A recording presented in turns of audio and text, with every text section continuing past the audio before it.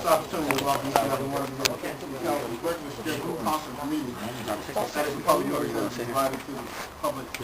Let's find a time and place for the meeting of the City Council and Insurance of the Open Public Meetings Act. Annual notice to be out at the time of print on the newspaper, posted on the first floor bulletin board at the City Hall, and filed the City Clerk's office on July 1st, 2006. The agenda for the meeting was mailed, posted, and filed on May 18th, 2007. 2007. Madam Clerk, please call the roll. Here. Here. Here. Here. Here. Thank you. With the 5 o'clock question, the meeting appearances by Mr. Joe Santiago, Director of the Police. With our police issues, but before we do that, just a couple of things. One, we have a couple of resolution for an executive session. Before we do that, we need first of all publicly recognize and introduce, present to some, introduce to others, our new councilor, Mr. Skelton. Welcome, Ms. Skelton. Please let everybody see you. Please let me see you. Who is he?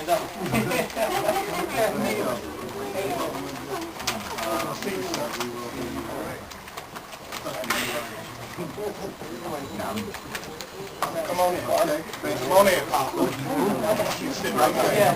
Before you get something, we're going to executive session. What's your executive session? We're going to have it. Don't get comfortable, Pop. They're going to have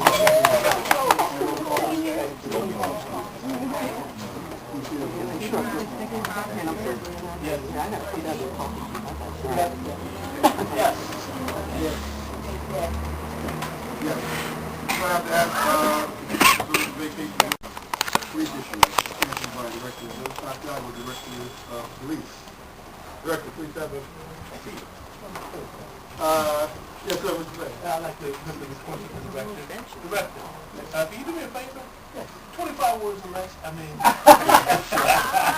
Oh, it's usually I have my presentation down to 89 minutes. That's going to be struck. Challenge yourself. No PowerPoint. Challenge That's going to be struck yourself. now. No PowerPoint. That's going to be struck now. Challenge yourself. He's sitting on the Trentonian. Oh, are you Trentonian? Yeah. Well, if there are no questions, we can actually really... Sorry. Go ahead, bro.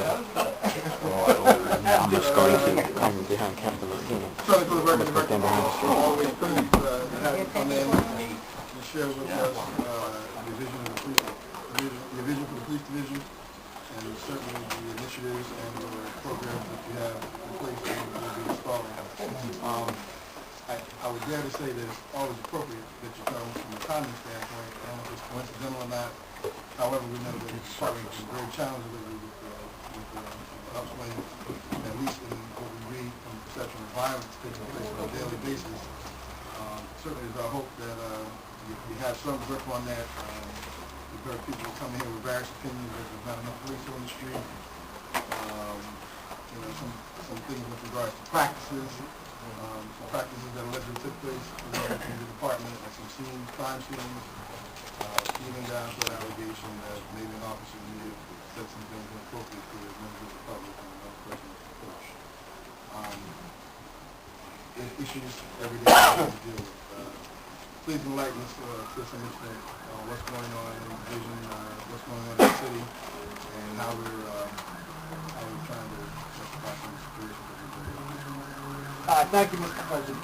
First of all, I just indicate that I brought some members of my staff. Yeah, please, and there's some chairs coming in. You want to come in? Well, I just introduced them. Okay. In case there's some issue or question that arises that that's beyond my ability to answer it, I'm sure that somewhere within the gentleman that I brought with me, they'll be able to answer it. I have Jim Scarangelli, who's Captain James Scarangelli, who's in charge of crime control and operational strategies. I have Captain Fred Reesner, 40, how many years now, Fred? 30-something. Oh, 30-odd years, and he's not leaving anytime soon. He's my Chief of Staff. We have Captain Joseph Juniak, who I think a lot of you know from Community Affairs, is the commanding officer of Criminal Investigations Bureau. And last but certainly not least, Paul Messina, who is the captain and commander of the Patrol Bureau. Mr. President, members of the council, I thank you for the opportunity to come before you. There's some things I want to cover. I'm going to cover them as briefly as I can, and I'll entertain any questions you may have. My understanding that the reason that I'm here is to provide a public safety update, probably to supplement, I think, the update that I provided earlier this year, which dealt with all of 2006, when we were pleased to report that we had realized a 27% reduction in crime in the city of Trenton during the last calendar year, culminating in a 48% reduction in crime since 2003. And during that meeting, I went into a host of other things that I don't plan on going into today. Today, real brief, just to outline some of the things I plan on covering. One, I want to cover this issue that has arose about resource and funeral leave involving me and my family. I think that needs to be dealt with, and I'm prepared to deal with it in an expedited manner.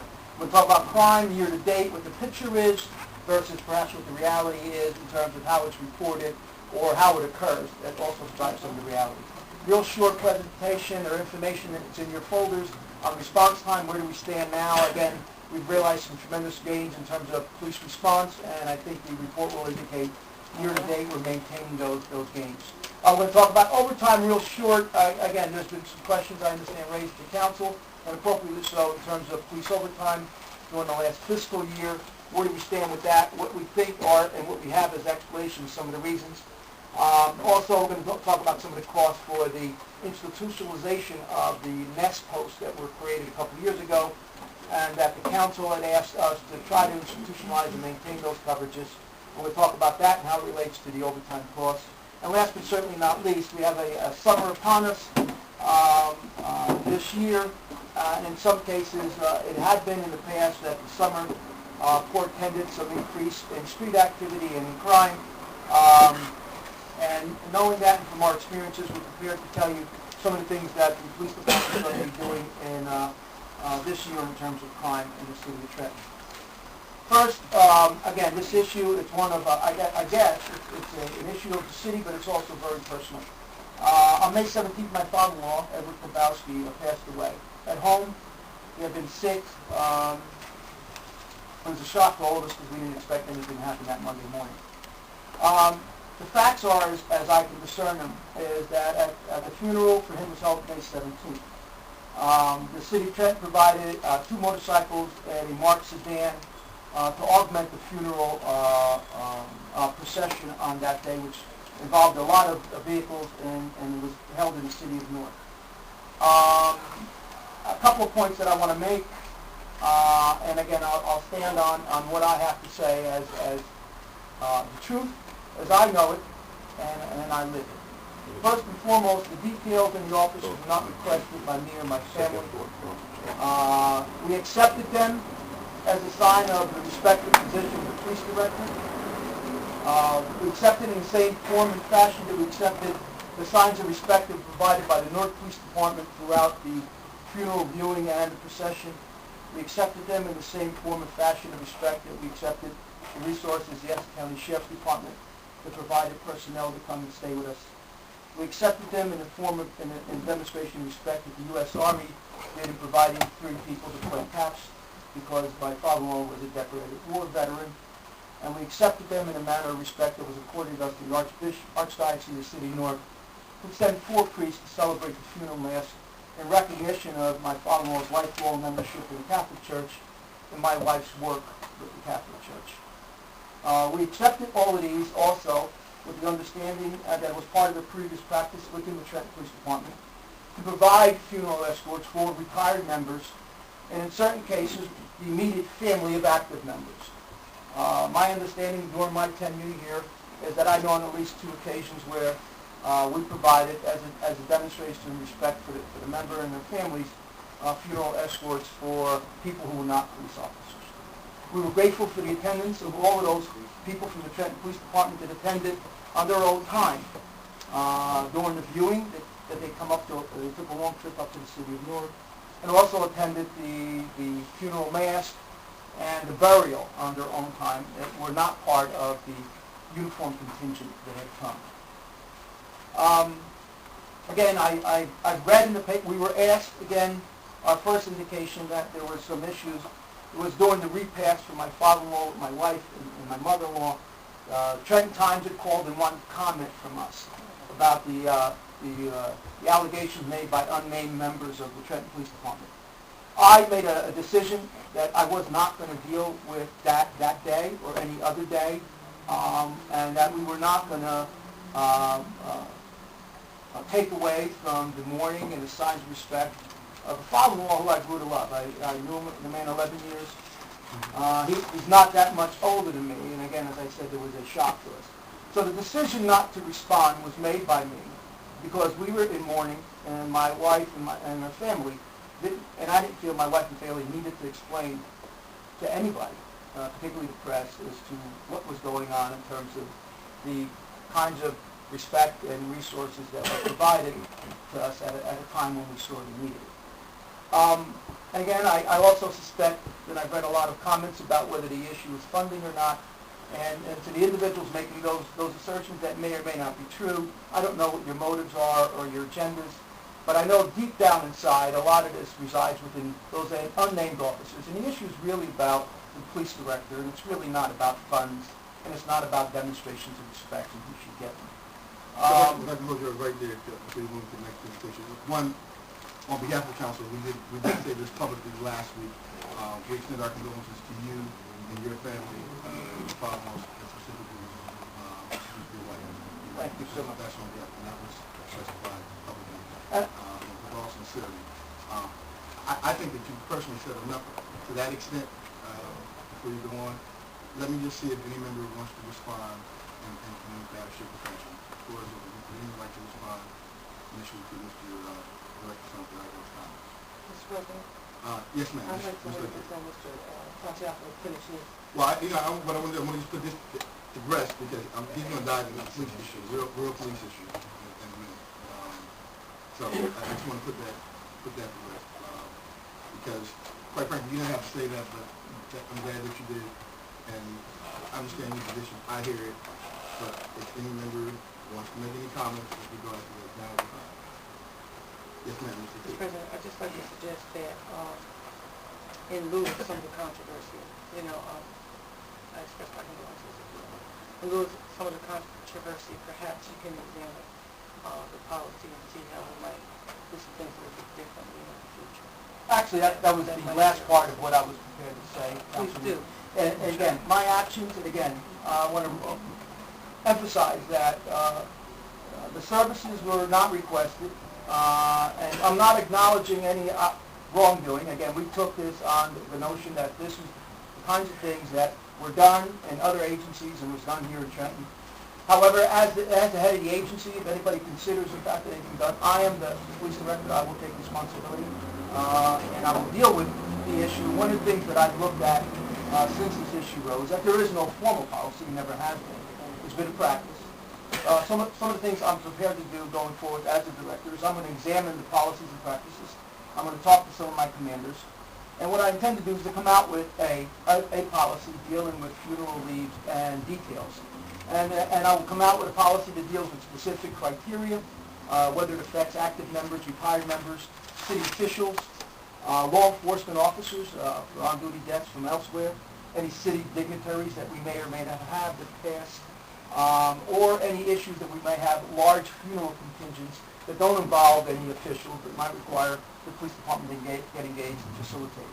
Also, we're going to indicate in there a specific protocol for request, a review, and approval by the police director for any future funeral details, so that if any questions are raised, there'll actually be a document, there'll be a set of criteria, and we'll have a set of standards that applies to all, not just to those people we don't necessarily agree with the right.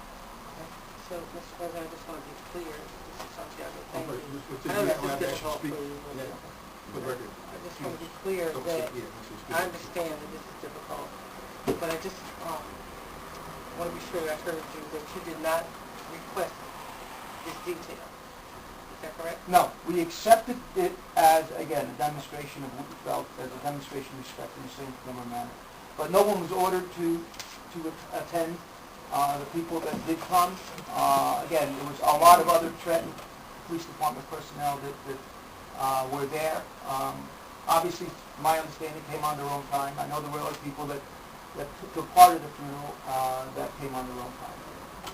Thank you. Mr. President, I don't think further at this time. I'd like to reserve the right.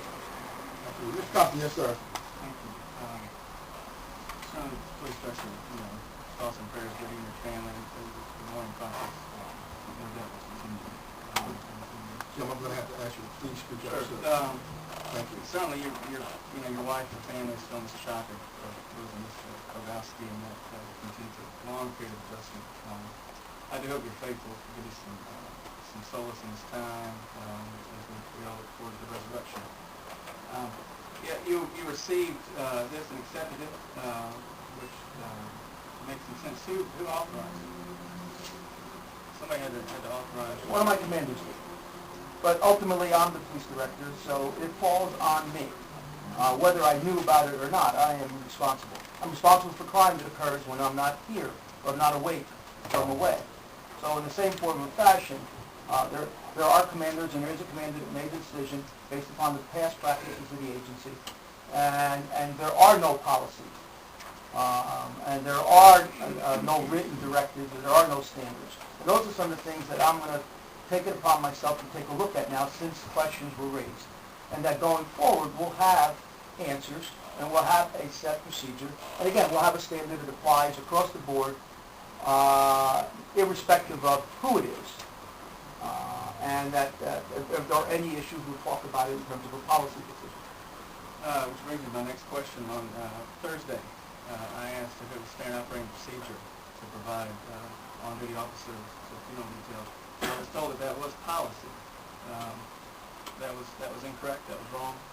Well, I think, and I don't speak for my commanders. I know exactly what you're referring to.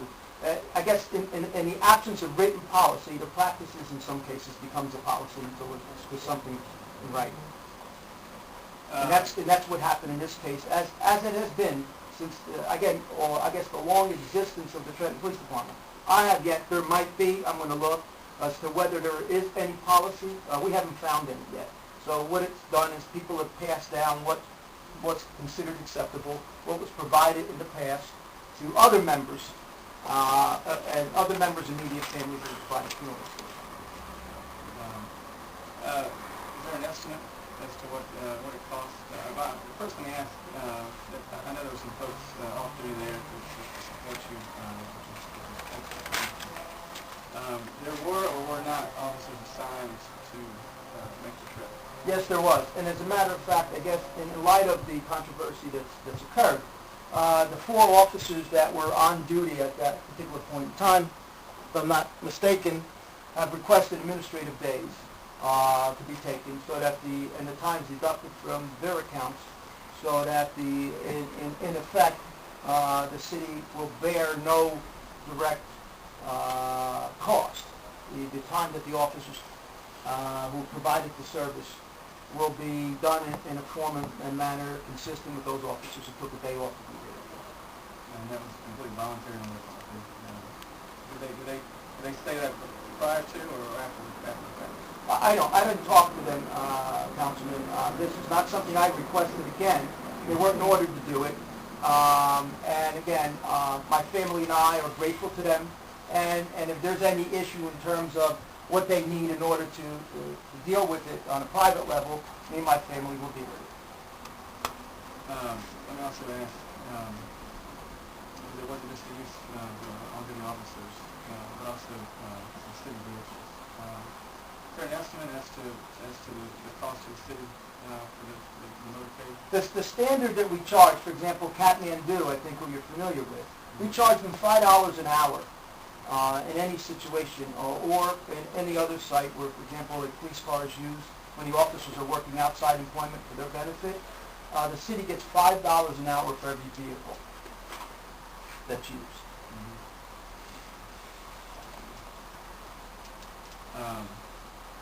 I certainly understand your reticence, given the circumstances, to speak to the press.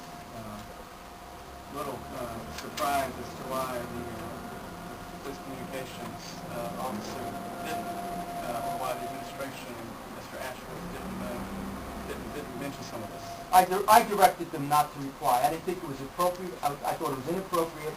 I thought it was kind of ghoulish. I thought it was a sign of immense disrespect and a lack of class that Kevin Shea and other people from Trenton Times would call us at a time when our family was suffering. So again, I made a decision. It was mine. It's my family. It was Edward Karbowski. It wasn't the city of Trenton or the Trenton Police Department. Our family decided not to respond, and I directed Pedro Medina not to respond because it wasn't worthy of a response. I hear you. Folks are certainly welcome to paint with other picture. My concern is for the taxpayers, and that folks get treated equitably. Perhaps you can understand the seeming disparity between having a motorcade in Newark with the circumstances, only having one officer in one car go to the funeral of a police officer who served Trenton for 25 years, and whose son, who was burying his father, also served 25 years. There seems to be some inequality there. And again, you didn't ask, you accepted it, but in terms of judgment on your commanders, that's problematic, and it raises some questions. Good. I'm glad that you're going to standardize the procedure. I would like a copy of the procedure as soon as you have it standardized and set the way you like it. And I would like to ask the administration why they didn't speak to the press in terms of this, and have Mr. Ashworth make a statement to some regard about this. Are you asking me that question now? Yes.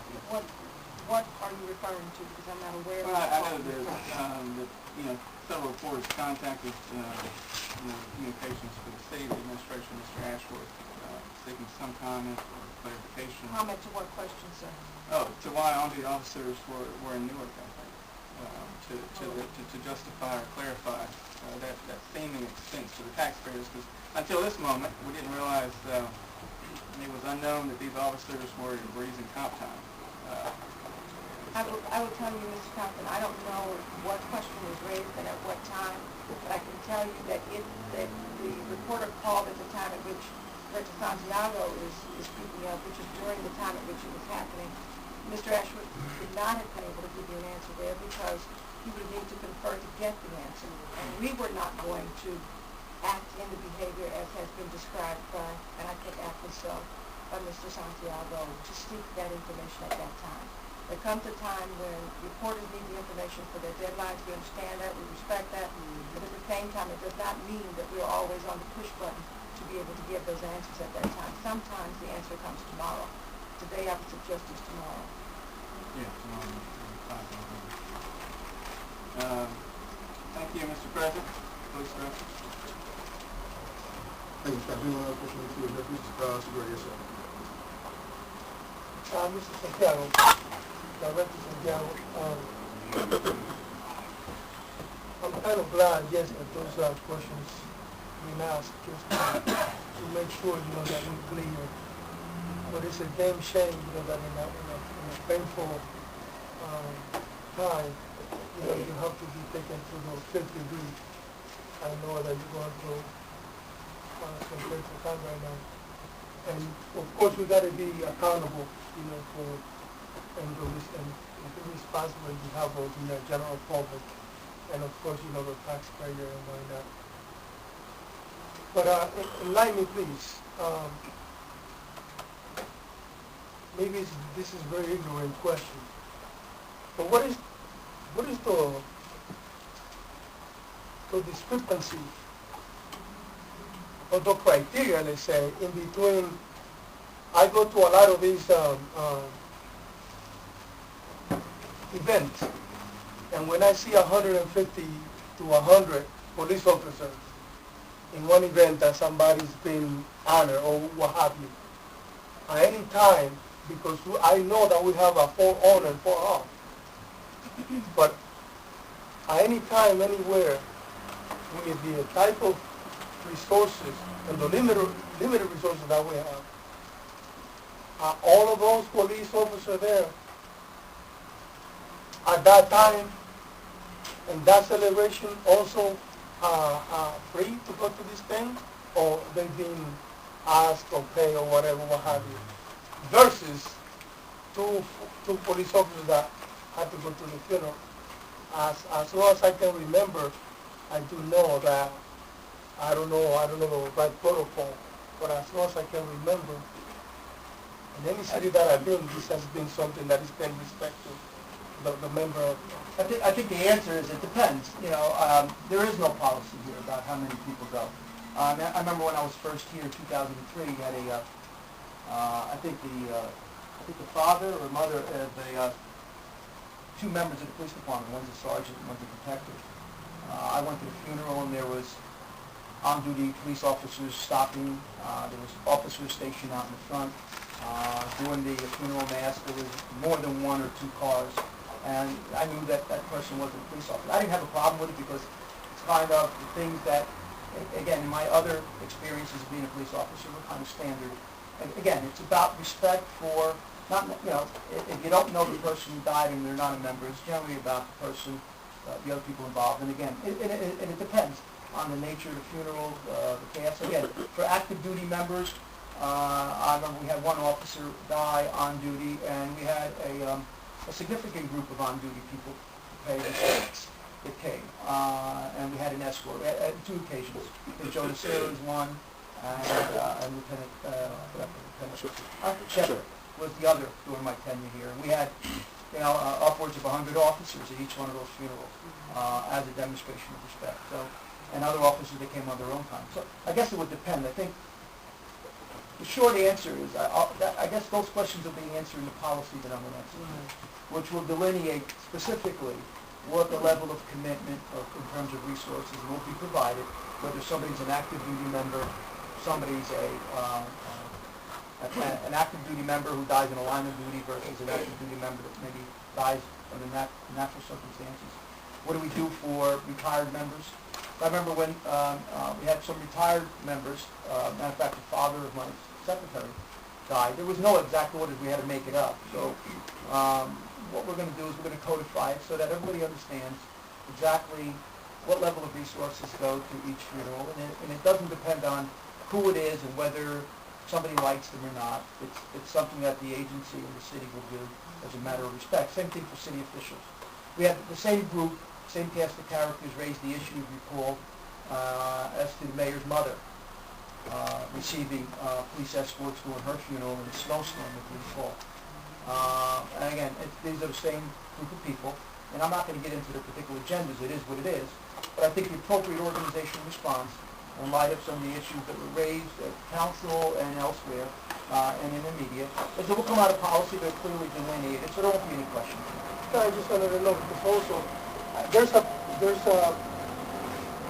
an officer doing whatever, you know, honor or whatever, and I've seen police officers that just like to be there, but they can't because they're on duty, but they still pay their respect in 5-10 minutes. So God forbid, you know, am I going to blame that officer because 10 minutes will take you? Councilman, I mean, there have been police officers that had family members die, or police officers that where the funeral took place out of town, and I've allowed on-duty members to go there as a demonstration of respect. I fully understand what it entails, which is why we so readily accept it.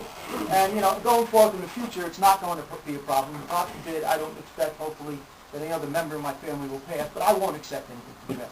I'll accept it from anybody else, because I'm not going to have this problem again, because it's not really important to me. You know, and if Trenton wasn't there that day, you know, again, our sorrow would have been different. We were grateful for it. We're grateful for the people who came. And if people have a problem with him, it's their problem, and it'll stay their problem as far as I'm concerned. I have the rest of the presentation if you want to hear about public safety. Okay, any questions? Yes, ma'am. Just quickly, I'm really happy that you're going to look into policies and procedures. I asked that question earlier this week in a written memo, and I'm glad that you're responding. But here's what I'd like you to do completely. As you review this, of course, you know, I don't want it to be saying under any circumstances that we're not concerned about taxpayers' money. So I'd like you to also look into, you got some cars leaving the city at night to take officers home, and we talked about that before. So I'd like you to look into that procedure as well. When you begin the policy and procedures and standard operating procedure review, look at the whole picture, because Trenton could benefit from any savings that we see anywhere. It doesn't matter where it is and who it affects. So look at the whole picture. Perhaps I'm going to suggest, Chief Haynes, we've had an efficiency and effectiveness report with the police department. I'd like to be able to review that at some time and determine, you know, where we are and what we might need to do. with respect to that. But I think it has to be across the board, you're right. And I'm real glad that you're going to be developing a policy, because that'll put a lot of it to bed, and I'm glad that it's not going to be happening again in this circumstance or any other, without some step procedures in place so that, we know what's going on. And you're in a time of grief, it's very difficult to deal with situations like this. And it's been a lot for you. And I would suggest to you that taxpayers of this city do care, and they do mourn with you and for you, and that we hope that, the peace and understanding will be with you and your wife as you move forward on those procedures, okay? Thank you. In terms of crime, we have in your folders, we gave you what we have here to date. The data is from Uniform Crime Report, which was certified and sent to the New Jersey State Police, which will eventually find its way to the FBI. As of May 1st, year to date, as you recall again, to create some context, we have brought crime down 27% last year. You had approximately 3,736 crimes, Part 1 offenses in the city of Trenton last year, which was, it's down around 48%. Again, your peaks, if you recall, we have some of the posters. Back in the late 80s, you were averaging probably 89, 90, over 12,000. So it's fully two-thirds reduced from your peak years. And again, in a lot of respects, in most numbers, particularly in property crime, we're working off the lowest numbers in history in terms of, I think, rapes, burglaries, thefts, and motor vehicle thefts. This year to date, right now, again, I think as we all know, right now we're reporting there was 10 homicides during the first 4 months of the year. As a matter of fact, we have additional 2 homicides that occurred this month. We're standing at 12. There's been an increase in homicides, as you know. To give you some context, 7 of those happened during the month of March itself. Again, we look at this continuously. Out of the 7 homicides, for example, in the month of March, we looked at the numbers, and we see that at least 5 of them occurred indoors. Most of the homicides, with the exception of the most recent ones, involved some aspects of the drug trade. And looking at our numbers for January and February, including March, you see that the actual numbers of violent crimes, homicide, aggravated assaults with a weapon, or robbery with a weapon, didn't dramatically increase. What had happened was, matter of fact, in that month, you only had 2 aggravated assaults with a firearm, but you had 7 homicides for 9 incidents. What it was that these individuals were targeted for whatever the reasons, and they were killed. We're continuing, this month, I think we had 2 homicides. One was related to, I think, Joe, was it domestic? We had one with a domestic issue. We also had one on Hudson Street, which was a retaliation by one individual. We shot the 2 individuals, and that was as a result of a drug deal. They went back to an abandoned house. We shot him? No, the individual shot him. That's the one we made an arrest on. Yes, we made an arrest on that. That's the Hudson Street homicide. We made an arrest within a few days. Yeah, and then just most recent homicide, as you know, it's not a homicide, it's a manslaughter, occurred. I think we have 4 juveniles arrested as a consequence of this most recent, where they victimized a Guatemalan. And again, while we can't prove that the elements of the crime aren't there, we believe that these individuals might have were engaged in either a robbery or extortion. They were trying to take, I think, the soda or beer that the individual had. He fought back, and unfortunately he was murdered. And even looking at this, again, if you remember last year when I profiled victims and offenders to try to crystallize the problem. Young men, 18 to 24, 85% of them belong to gangs on either side, 85% have previous criminal histories.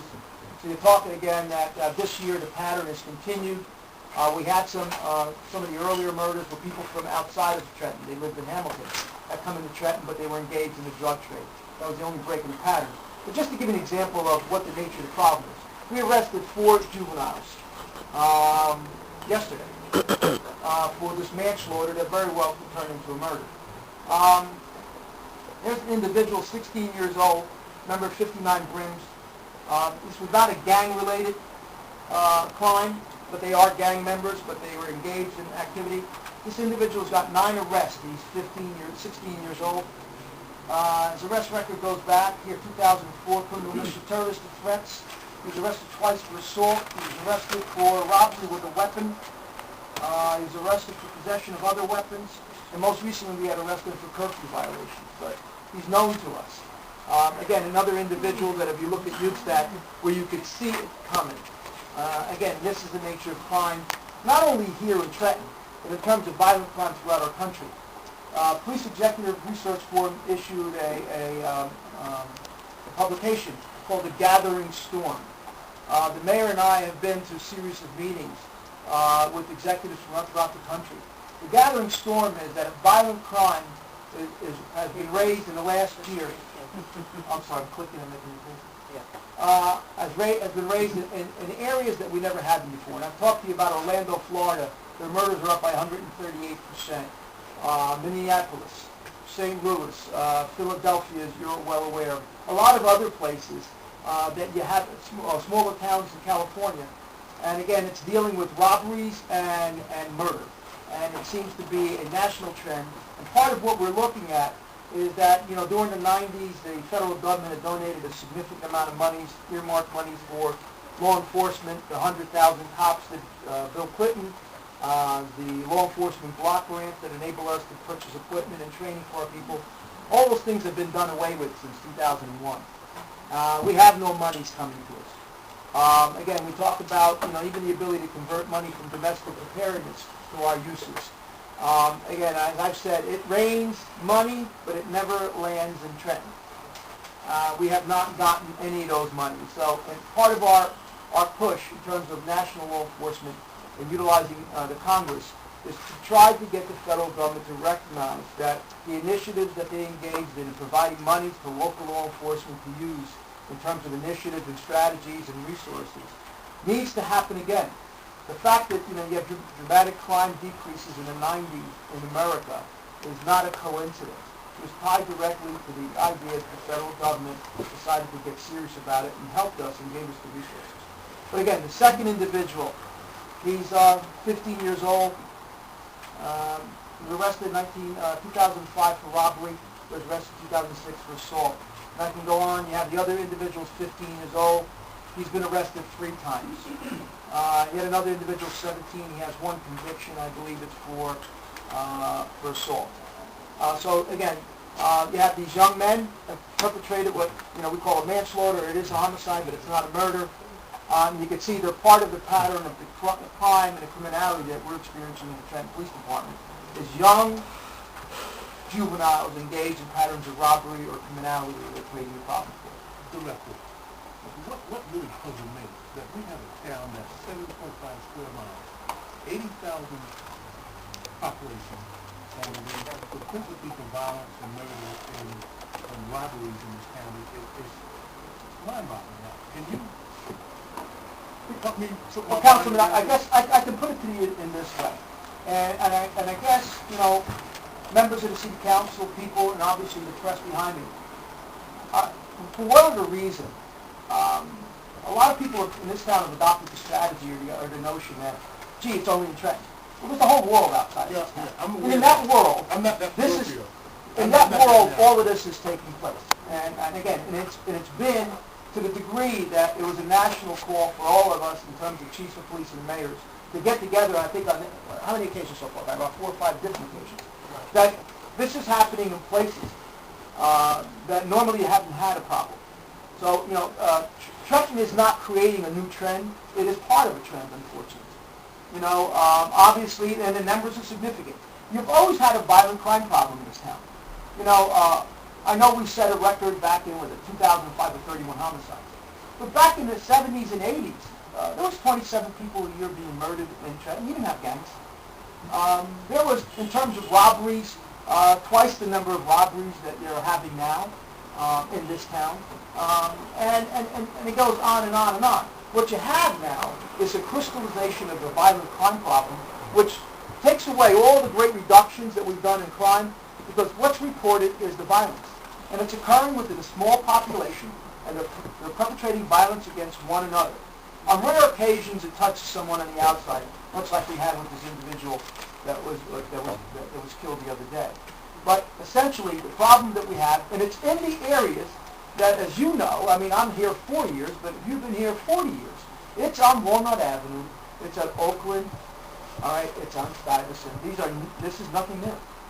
You know, and the difference is, and the question is guns have been available. I mean, you live next to Pennsylvania. There's more guns in Pennsylvania you could shake a stick at. They've always been there. The question is, why are they using them against one another to that degree?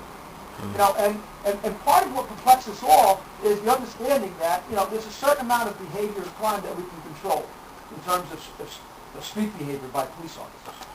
But the hardcore of this problem goes beyond your police department. That's right. It goes to a culture that's been developed where violence is accepted as a way to engage in conflict resolution. We've looked at our murders, and we have this issue with gang, and people get clouded because, you know, these kids are in a gang. Well, you know what? They're all in a gang. All right, so, and their activity was not that they were doing something for their gang, or that they were doing something to somebody from another gang. This is the standard, I'm going to take advantage of an opportunity. I see someone weaker, someone that doesn't speak the language, someone that has a beer that I want, that I could take it by force, and it escalates to this. And in terms of, you look at our robbery issue, again, most of the robberies in our city, not all of them, they're not the robberies where John Q. Citizen is being robbed. You have people at certain places at 1 o'clock, 3 o'clock in the morning, walking through an alley, and again, the reasons they give you why they're there are, you know, again, we look at them with jaundiced eye, but we have to take it at face value. But a lot of the violent crime in this city is a direct outgrowth of your drug trade. Drugs drive the crime rate in this town. And it doesn't make a difference whether they're in a gang called the Jets or the Sharks, or the 59 Brims, or the Bloods, or they were some posse 5 years ago. It's still the same cast of characters. And the difference is their willingness to use violence. And that's some of the things that we've asked to look at. We've created programs, USAC, to try to see what we can do to intercept kids that we know are headed toward that. We've tried to establish liaisons with the Board of Ed. That's why, for example, I have Sergeant Caver in the school resource, and we have an officer assigned to truancy. And again, I'm the police department. I'm not the parent department. But, you know, I have to get somebody to make sure they're going to school. Why? Because someone who's supposed to be responsible to make sure they go to school doesn't do it. That's right. We have to engage in curfew enforcement. Why? Because someone who should make sure their child is in bed at 11 o'clock in the winter and 12 o'clock in the summer is not doing it, so the police department has to go. Unfortunately, Director, I agree with you. That's not your responsibility, but that's the responsibility of the school too, to teach and also to discipline. Teachers have to discipline and teach. And many teachers say, why do we have to discipline? Because you have to discipline to teach. You have to make teach. But what I'm saying, you alluded to the fact that Captain Winston was on the force for 30-some-odd years. I can remember back in 75, 74, you were there, Winston, when someone was caught with a gun, it was a big press conference, you know? Now it's an everyday occurrence. Right. Yeah. I mean, if someone was caught with a gun in the city of Trenton, that was a big press conference. Last year we took over 315 guns off the street. The year before that, the same number. Last year at this time we had taken 101 guns off the street. This year we've taken 97. So the guns are still out there. Last week we had 6 arrests involving possession of firearms. Last week. The dynamics change in terms of violent crime. And what it's done, it's crystallized itself to a hard group core of people who use it against one another continuously. Another thing I just want to point out, because we're talking about, again, what we're seeing in terms of crime. These commanders meet. They have what we call a care meeting every Monday and every Friday, plus our regular contact meeting. We had incidents, a rash of shootings that take place. And a lot of these things, how they're reported is, the newspaper gets 4 or 5 and they report them, and it's what happened over the weekend. Well, they're happening. So you wait 4 days to report them, it's going to look like a crime rate. But what you're looking at in some cases, we found out, is a lot of these were offshoots of street disputes in neighborhoods. We had a series of them, and I think, Captain Scarindelli could tell you, police officers would go break up a neighborhood fight, get the parties, everybody go to a neutral corner, much like we always did in the old days. Police department leaves, everybody gets a gun, and next thing you have shots being fired across neighborhoods. What we did is we had to change last month our response strategy, where now the officers, aside from intervening in a neighborhood dispute, would now have to stay to make sure that the parties didn't come together, or we'd arrest people and take them into headquarters to take them away from the scene to allow more time for the situation to diffuse itself. These are things you didn't have to do 3, 4, 5, 6 years ago, but you have to do now because of the culture out here in the street. Again, the other incident was reported this weekend. A gentleman ran another gentleman over with a car. It's a neighborhood dispute that has occurred over a period of, 2 or 3 days, that culminated in them going after this gentleman. He hit somebody with a car. And it's described in, I guess, some accounts, again, the unnamed source, police source, that it's a riot. It wasn't a riot. It was a neighborhood fight, and it took officers to respond. But, again, these are outgrowths of the neighborhoods. They're not part of some great crime equation. These are people in certain areas that, for whatever reason, can't get along and want to use violence. Where a punch in the nose used to solve a dispute, now we have guns being drawn. You have a situation where we're providing coverage at Kathmandu because, all of a sudden you take a college night, and now all of a sudden, you have a college night for the first half, and you turn it into the fight nights the second half. I mean, that's a cultural thing. It really doesn't have to do with the amount of boots you have on the ground and the amount of cops you have. It has to deal with issues that are much larger than just what the police department. And so that perception is out there for the senior citizen or the law-abiding citizen who sits at home, who close their doors at night, lock their doors, and then they read the newspapers in the morning, and they get this perception of Trenton is a wild place to live in. It's like a Baghdad. That's when I canvass my neighborhood and talk to my constituents. That's the concept. That's the idea that they have. Well, I think in certain areas, and again, I'm going to get ahead of myself, but, we institutionalized, remember we had the NEST, Neighborhood Enforcement Stabilization, about 2 years ago, and the council had asked, and the mayor subsequently asked, can we move in here and not move out? And the notion was, as long as we have the police presence, now that we could bring either some city services in, or we can marshal the community, the police itself is ultimately how this is supposed to work. I'll give you an example. And it's a little frustrating for us. We've devoted a significant amount of resources on Walnut Avenue. We barricaded the street. We had officers there. We tried to take 2 or 3 city blocks. We had community fairs come in. We had Lenny Pucciotti's group do building inspections. We had cleanups. I think, Councilman, you were part of it. We brought in Home Depot to do beautification on the street. And what happened? Well, the cops were out there. Home Depot was out there. Everybody was out there for the people who lived there. And so it's a little frustrating, and we've had the same experience in some of the other areas. Part of it is, I can try to create the environment that allows you to do what you need to do. But what has to happen is the legitimate, law-abiding people in this town got to step forward. Other than saying, in some cases, with community meetings, you go to, gee, summer's coming, what are the cops going to do about it? No, summer's coming, what's the community going to do about it? Now again, I'm not preaching, because I don't get paid to preach. But I only do it when I come before the council. But just to go on the rest of the crime. Our rapes are down this year. Robberies with a firearm are down. Assault with even though our violent crime is down about 9%, the perception is that it's increased. And a lot of that has to do with 2 factors. One, the nature in which it happens. You'll have a quiet 3 weeks, and you'll have 1 week where all hell breaks loose, which causes it. All right? And 2 is that, the mayor says you're blessed with 2 daily newspapers. Me and the mayor very rarely disagree. I'll disagree with him on that point, so whether we're blessed. But there's a competition to report violent crimes. There's a competition to report negative news about this city. And I know there's things going on somewhere else, but I just don't read about them. So those are the things that create it. That doesn't mean we don't have the problem. We do have the problem, and we're going to take we are taking steps to deal with it. Our burglary problems, our burglaries have gone up 8% this year, but that's bad news, but the good news is it's from the lowest number in history. Our larceny and our thefts are down, which are the nuisance crimes, theft from auto, those kinds of things. You don't see them nearly to the degree you see them anymore. All right? And motor vehicle theft. Nothing, destroys your concept of quality of life than getting up in the morning and not finding your car here when you go to work. Again, auto theft's gone down over 60% in the last 3 to 4 years.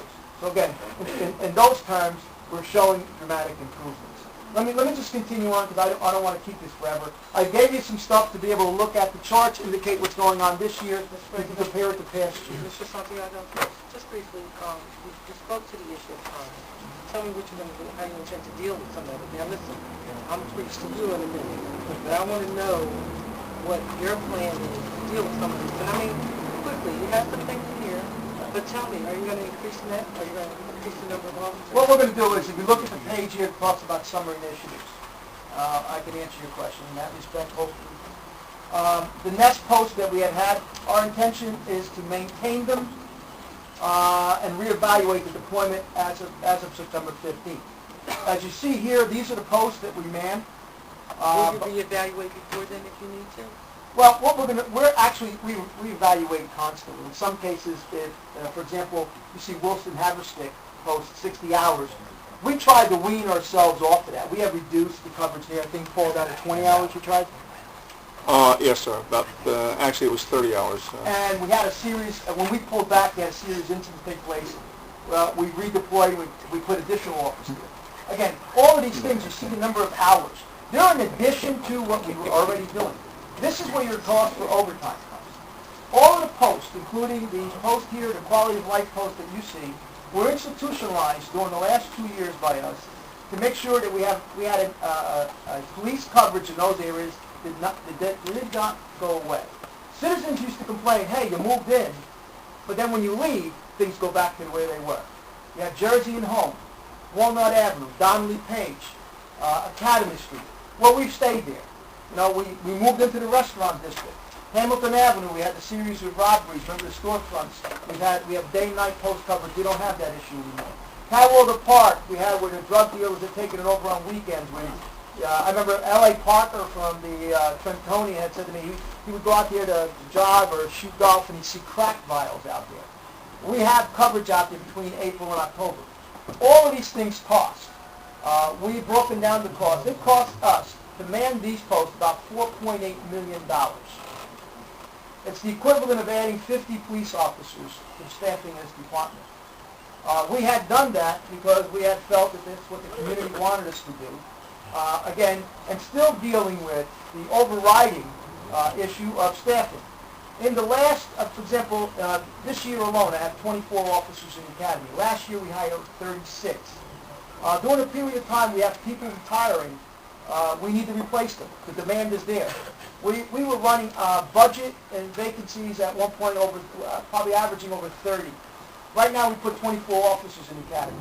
The reality is, while you're paying for them on the budget, they're not being used, and we're supplementing the coverage of those posts by officers working time and a half. I mean, again, the department in the last 3 years, a lot of people hit their retirement date and have seized their opportunity to retire. Excuse me, I You don't know, want to so pass this point. yeah. And the point is, you raised it, so I'm going to trade into it.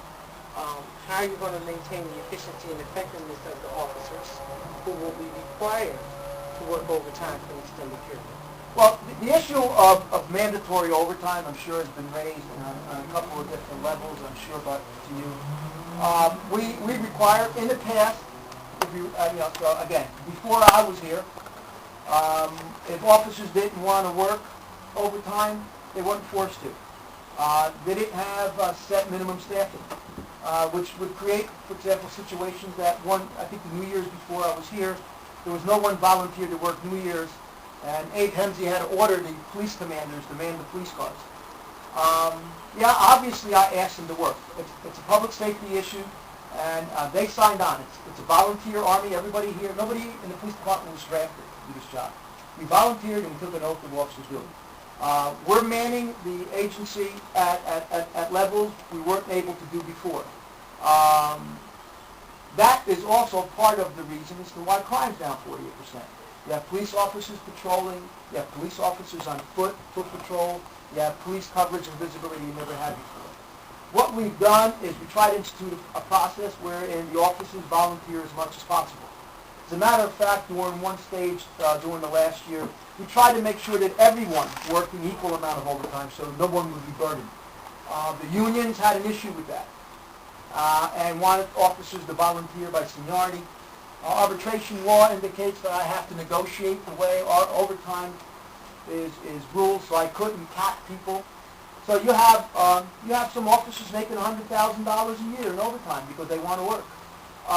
Again, what we tried to do is we met with the union recently. We came up with a scheme that says, under what we call an automated scheduling scheme, that allows them to sign on for overtime to try to minimize the amount of officers that we're going to hold over. We also worked out an agreement with them, particularly Captain Messina, where officers were scheduled for vacation, or for example, if they were scheduled for mandatory overtime, we try to notify them 10 days in advance. If they had family issues, they can opt out of the overtime and we reschedule as long as we have that. So we're trying a lot of different things to try to make sure that, we don't overwork officers. But I think the bottom line is you can't have a situation where, that the organization is run for the comfort and benefit of the people within it. Police departments are created, all right, for the benefit of the community. It's the only reason it exists. And if it can't do that, then we're doing something wrong. So we're looking at ways to make sure that they're providing the coverage. We're taking steps to make sure that nobody's unduly burdened where they can't be at a significant family function in life. But yes, there is overtime, and we're going to reevaluate it after September to see if, we need to have these posts, if the council or the administration will support us in terms of the money that's necessary to maintain this. If it's not, then these posts will be ratcheted back to meet whatever it is that the council administration says you can fiscally do. I can't do it without money, so if there's some issue, and I know there's money's tight all over, then we'll revisit these things. But I think right now, for the summer, with the amount of street activity we're going to have, it is our intention to fully man these posts to the middle of September. Director, I hear you. My question is, how efficient and effective is this with the overtime, number one? And number two is, when will these 24 cadets come out of training? 24 recruits are expected to graduate in the middle of August. Again, some of the things we've done to try to address this flux of people leaving and openings. Last year we ran 2 police academy classes. Right now the academy curriculum is designed to give us 2 classes a year, so you don't have these big gaps in terms of when you have people available. But it's going to take those officers through field training, OJT, probably another 3-4 months after that to become full service officers where you can rely on to do things on their own. The training of a police officer from start to finish takes at least a year for them to become the kind of officers you want, so that they have the experience and also the cognitive abilities to do the job. So they're not going to be, while they're going to hit the streets on the 14th, they're not going to hit the streets, to make a significant difference to any period of time until, late fall. And again, you can't do it anyway. The option that I have, when I put minimum staffing, we have minimum staffing that says, for example, during the course of the day we need 33 police officers. In the evenings we need upward of 40 police officers. The option is, gee, there's no one available, don't put them out. Because if we exercise that option, you're not going to have a post on Jersey and Home. You're not going to have a post on Walmart. You're not going to have a post on Hamilton Avenue. You might not have a car or enough people in cars to handle a response calls for service. You're not going to have the response time numbers that we've experienced in the last 3 years. Response time's down anywhere between 36% and almost 60% because the officers are out there answering the radio and dealing with the calls. And again, it's a yin and yang. And again, the question is, how long can we do it, and how do we try to maximize it? We try to do things, for example, we civilianize, if you remember. We have police aides doing jobs that we were paying police officers twice as much money to do in the districts and the like.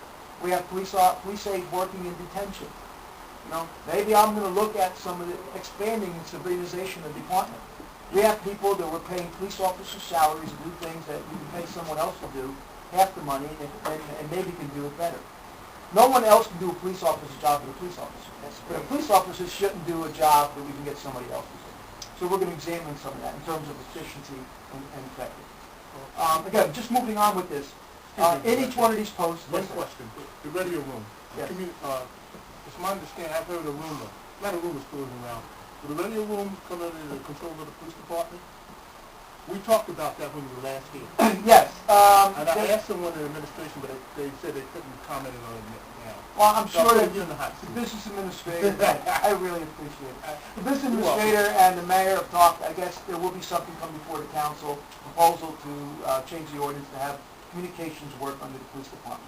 I've been here 4 years, and my understanding is that communications has not been under the police department for 10 years. However, I've come to this council, and I've been asked questions about communications, even though I don't work here. I've gone to community meetings where people ask me questions or indicate that they called the police department for service and the operator was rude. They don't work for me. I've had people ask me questions, and I think council send me letters about the camera system. They don't work for me. And in some cases, I think the proposal the administration is going to make is to be able to change that, to try to make sure that the better coordination. I think we're going to try to take advantage of the fact that maybe, again, if the communications division is given to the police department, we can do the job, and it can help us, both of us, become a little bit more efficient and work more closely together than we have in the past. Personally, I think it's not overdue. That's my personal opinion. What will happen to the people who work there now? Right now, we had a meeting with them yesterday, because again, obviously, we want to make sure that nothing's going to happen to them. That it is, the intention going forward that it will continue to be a civilian function within the police department, that the civilian leadership in there will continue. I think it's important. And again, in this day and age, I think, particularly in terms of the communications director, you have people in there that are senior systems analysts. You need to be able to civilianize so that you can have people recruit people who have those talents to come in and run that operation, rather than have promoted police officers doing it. Again, what we're going to look for is a better coordinated, and we're going to look at some economies, we're going to look at some other things. But it's not to say it wasn't being run properly. I just think that it'll be a better fit if we're working. And again, we don't intend to leave our brethren in the fire department behind, and we're going to work closely with them also. Thank you for your Mr. Malone, actually, Mr. Page jumped in before I got That's we'll follow by Mr. Yes, Yes, sir. very, very quickly, Director, first, my condolences to you and your family on your loss. And please know that you were in my family's prayers. The question I have, and, first let me say this council, and you could attest to the fact that council has never placed the price tag on public safety, because the most important thing to this council has been in the past, and I'm sure will continue to be, the safety of our residents and those that visit our city and conduct business in our city. But Councilwoman did touch on the overtime portion of the police department, and you did make a comment that with the current overtime costs, it's equivalent to approximately 50 officers. Seeing that you have a class, approximately half of those 50 in class right now that are not on the street at this time. 50 additional officers. 50 additional, Or okay. whatever your staffing level is. Very, very good. Okay. And without touching the 4-on, 4-off portion that you battle continuously, what I have to question is, and I know that the benefit package is going to come into play here, with the cost equivalent to 50 additional officers, and the officers that you are paying time and a half to, and with a demand of overtime, not a request of overtime, do you not feel that an increased force is what we need to look at here? And the reason I say that is because the officers that you're paying that time and a half to, I'm sure, are a much higher salary than your, you can't get out. Than the officers that you would hire at an entry-level salary patrolling our streets. So by you saying that you needed an additional 50 officers to properly patrol our neighborhoods throughout the city, it is a definite cry, and the need for these programs that by all means you have my support to continue, that we need. I can't I'm hearing that we need an increased police force here. No. If you're paying additional, I'm how can you say indicating that no? we've staffed it to that degree in order to deal with, again, a lot of the overtime is dealt with by the extra post. A lot of the overtime is dealt with, significant part with the vacancies that are created. Here's my issue, and again, this is something I guess You're dealing with how many vacancies currently? Yeah, Not anticipated currently. right now, I don't know what the number is right now. Fred, what do you think it is? About 4 or 5 that we just hired, and we have people that are anticipating leaving. We have another 3 or 4 leaving for So you're retirement. and close to disability. full force with the class that's currently Yes. in. Okay. And again, that ebbs and flows. We have, for example, attached to that, we've run periods of time where we have police officers. At one point, we had 11 police officers that we were paying that were out of work more than 30 days, that we were paying for that weren't working that needed replaced. That's another part of the equation. You have, But they're small amounts, they're not large amounts, are they? no, that's 11 officers at one time that are out more than 30 days. This is not your daily sick leave. This is, for example, what you're dealing with in terms of the people you have on board that you're paying for, all right, that what I consider not budget vacancies, they're operational. It's a salary you're paying. We had at one instance this year 11 police officers that were out of work at one time more than 30 days. They were out altogether. We have approximately, right now, and the number changes from 6 to 11 to 10, officers that we're paying who are limited duty can't work the street. When they can't work the street, even though I can make them work inside, I have to pay someone to replace them if you want a cop on Jersey and Home, Hamilton Avenue, Walnut. So these are the attendant costs. Because even when you have the body and you're paying for it, doesn't mean you have the body. And on top of it, what exacerbates it is a 4-on, 4-off schedule where they work 180 days a year to start. They average around 1,500 hours a year. Relate that to the average employee who works a 5-2. For example, take a 5-2, regular employee year. That's 261 days a year. That's 2,080 hours. You can say, well, I expect you to come to work. A police officer on 4-on, 4-off works 180 10-hour days, works 1,800 hours. All right, a couple hundred hours less. A police officer who works a 5 and 2, like some of the people you see here, they get an additional 22 days off a year as compensation for not working 4-on, 4-off. Coupled with their vacation, I have people who work administratively. I work 260 days a year. They work 200. All right? So, again, part of your problem is, what would be the point of hiring 50 police officers, dividing them in 2 because it's a mirror, and realizing even with those 50, if you had 10 positions to be manned today, if I hired 50 police officers, I'd be able to man these positions most of the time, but not all of the time. Because each one of those officers now gets vacation, they get personal days, they average 12 days sick a year, all right? And so you would have the 50 officers. You would increase your cost. For example, your cost on the side you don't see that department for the benefits. All right? Your first year cost, you can say, oh, it's great, it's a great deal. It's the academy step. It might cost you for 50 officers a little over $1.3 million just in salary and wage, without the benefits. At the end of the 5 years, you're paying them $4.8 million, and you can't ratchet it down when there's a budget. With overtime, again, in certain cases, if you use it judiciously, it doesn't have union rules. Right now, if I wanted to create a tour, I have to negotiate it with the unions. We have, in their contract, they say their hours start this and this. We have holes in the schedule that I can't fill. All right? With overtime, I can create whatever I want because there are no rules. I can work in when I want and stop working when I want. If we want to have, for example, now, like we did, remember the first summer that we did this, I can deploy them between July and August, and not deploy them in September if financially doesn't make sense. If you hire 50 officers, you're talking about a 5-year cost. By the time they get to the top pay, it's probably going to cost you $9 to $10 million, and then you're going to have a recurring cost of $5 million, and this is based on 2005 rates because they got a contract on it. Then you're going to have to raise the revenue every year for that.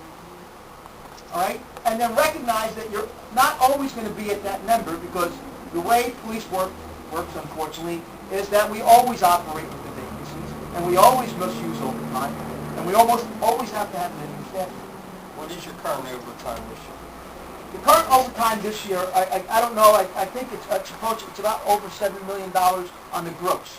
Some of that, again, a significant portion of that, about 600,000, maybe even more, was the flood.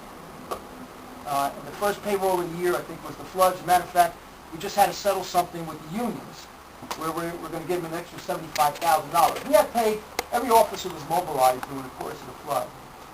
We had paid them 4 hours of overtime a day extra because we had 12-hour tours for those who were working 8 hours. They filed something, they wanted more. They indicated that they should get an extra 2 hours of overtime each. Our exposure was probably about another $250,000. We were able to work out a settlement for about 75 because we didn't want to run the risk of them winning that portion of it. So here you had a situation where, again, we had a citywide emergency, and I guess, our exposure was almost $1 million, and it's probably going to cost us upwards of $600,000, which is off of that top number. So that brings down the number of actual overtime, probably a little, almost 6.8, almost $7 million. And then we have some of that's reimbursable, but not a lot. Most of it is done to man these posts. And posts, obviously, we need. Yes. Okay. A post that we've been doing now for 2+ years, correct? And still 2 years later need these posts in these areas and then some areas. Listen, I'm not going to be, I don't want to be one of those police executives that argues against having more people. I mean, any executive worth his salt is not going to tell you you can't do better than having more people. But I also have a responsibility to be as honest as I can with the administration and you. Unless you change the 4-on-4 law, you have significant changes in that. Unless you have significant changes in the sick leave policy that allows them to take 12 days sick before they have to provide a doctor's certification. All right?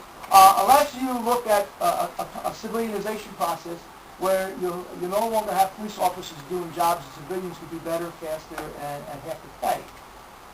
Unless you can do all those things, and unless you can change, a culture of a small group of people who believe that the police department should be an entity of itself and not part of government.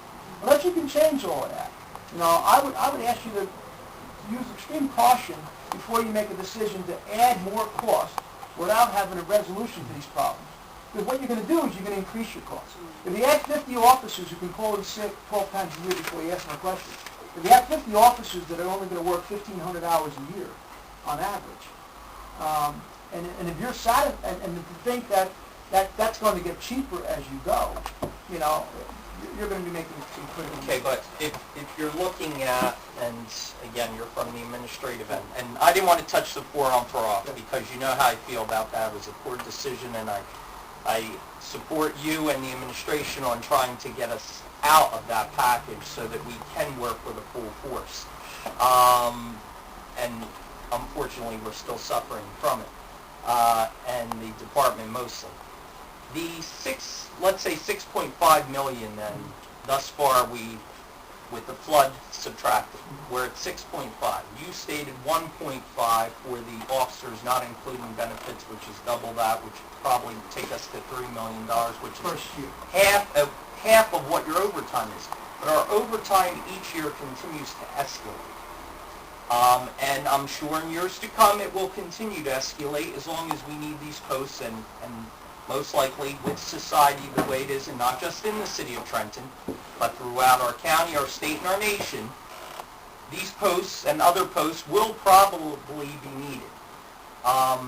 I just can't see how, again, with the overtime costs continuing to escalate and the department continuing to cry on not being able to man patrols and posts throughout our city, that we don't need an increased force in the city of Trenton. And with your cry also that if you had more, you could do more. And you're trying to do more, but you're doing it at a cost of overtime. But I think, Councilman, and increasing overtime what I'm arguing is to say, okay, you want to add 50 officers. Okay, fine.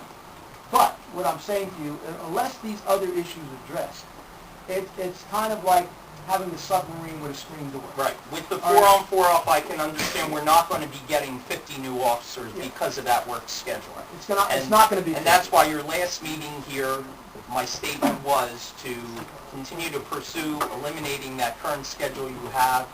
And again, my support is there to eliminate that schedule. And I know there's going to be a cost involved. And I would probably say it's going to be less than what we pay in overtime to eliminate that schedule. But Well, again, I don't want to talk about, we've had some negotiations. right, and I don't want to touch on the negotiations. Police unions have indicated what it would cost to get out of there, and it's a lot more than the overtime. Well, just echoing one comment that the councilman made, and then I'll stop. I commend you and especially the department on the efforts that you're putting on the street. In my ward alone, I can say that the command staff and the officers are extremely responsive to the community, and it's much appreciated. They're doing a great job in our area. But the feeling of safety is not where it needs to be with our residents. As the councilman walks through his area, and I'm at my various civic associations are walking through my area, I'm hearing the same concerns. So I encourage these posts to continue, and unfortunately, like I said, most likely more posts are needed and will be needed in the future to ensure that safety. We're going to re-examine them. I mean, obviously, we realize that they're important in terms of community. A lot of it turns on cost. Also, a lot of it's going to turn on, are we getting the desired effect? I mentioned Walnut Avenue as one example. We've devoted a substantial amount of resources there. Community affairs detectives, as a matter of fact, will be part of our summer initiative we read on. Community affairs detectives are going to be working nights. We met with the Department of Recreation. We're going to have recreation come into those areas. We're going to create the environment for movie nights and take it to the streets and some of these other things that are going on. But again, you look at an area like that and some of the other areas, I think the community needs to step in. And in some cases, you've got to look at the wisdom of continuing to devote that level of resources in an area like that if the community does not seize the opportunity. And then, in that case, I'm not spending your money wisely. And that's why we're going to re-examine some of these after the 15th. Thank you, Mr. President. Sure, yes, sir. Yes, Director, I just wanted to echo most of the stuff, but in a nutshell, not in front of you, but I do come in here, often and often, and ask this body right here, to support me on an everyday crime that is happening around the city, and that is that we get this telephone call, no matter what time it is, and again, I do not know, how much the police administration and actually the community can do about it, but the fact is that I have come here often and often again to report, all of these people being, robbed, stabbed, killed on the streets, That is not a surprise to me what happened on 7th Street, because I've got letters here, people, 3 weeks ago, the guy come, from a wedding with his wife. He got stabbed right in front of 3 kids, and 3 little kids, So, but they scared, to report it, or they don't report it. And I tell you, you still have this type of police officers. Last week, 377 Hamilton Avenue. This guy called police officer because he got an order that we need not to put all this garbage out, the 10,000 tons of garbage, boxes and stuff like that. The guy couldn't even see the other side of the street. So he called police officer. The police officer comes. He gave that guy help. And then he says, I don't understand what you're saying. Then he said, okay, hold on, I bring an interpreter. So then he brings somebody that can't really talk, speak to. Well, hell, the kid got so scared, he ran away too because he scared him too. So if we don't feel, and I know that this is only a small fraction of the police force that kind of behave like that. But also, it is when these people get, robbed, they rather get quiet and not say anything because they also scared of what the retaliation from the police officers might be. And you know that I am one that sit here at this desk and give you and try to support all of these folks here. Anything that the police, because I know and police officers come to me, like the other day I saw, 3, 4 police cruisers, those old ones that you paint. They should not be circulated in the street of Trenton. It's a shame. Those cars are no good. Those old cars that you have, they should be out of circulation, period. They're no good. It's not good to the officer. It's not good for them to perform the job. I know, so I seen them physically. So, when I go back to you and I say, Director, what is it that you need? And we give it to you because we know that the job is not that easy as people think it is. But it's the work of all of us put together. However, though, I want to know, you always say, if you're not going to talk to me about crime, don't talk to me about crime. I know, I heard you say it many times, Now, Director, what is it that we can do, Director, to curtail this a little bit, less of those people getting, killed like that? I don't know what the answers are. Being called up, coming from work, being preyed on, day by day. And every time I say, who is it? 3, 4 individuals. How do they look like? The same 3, 4 individuals. Same 3, it's a pattern. No matter whether you're in the east, in the west, in the south, in the north, it's the same thing. That's the report that I get. How? Can we start, obviously, I understand your level of concern you're dealing with. Can we just start from one obvious thing here that you seem to lose sight of? 4 years ago, what you're talking about happened at a much greater frequency than it's happening now. I'm not denying that we don't have crime. I'm not denying that we don't have, you and I met when I first came here with people that would not report crime, that they didn't speak the language, But I think in some cases in dealing with individual stories or crimes that occur, and they legitimately occur, they're reported, is not to lose sight of where you were. 4 years ago, this agency didn't have response time indicators. Nobody knew how fast the cops came or didn't come. 4 years ago, my first day in this town, I rode around looking for a police officer, and I couldn't find one. And I remember my wife telling me, this is going to be harder than we thought it was. So the first thing was to find them, never mind to get them work. Now I don't think anybody has a problem finding a police officer in this town.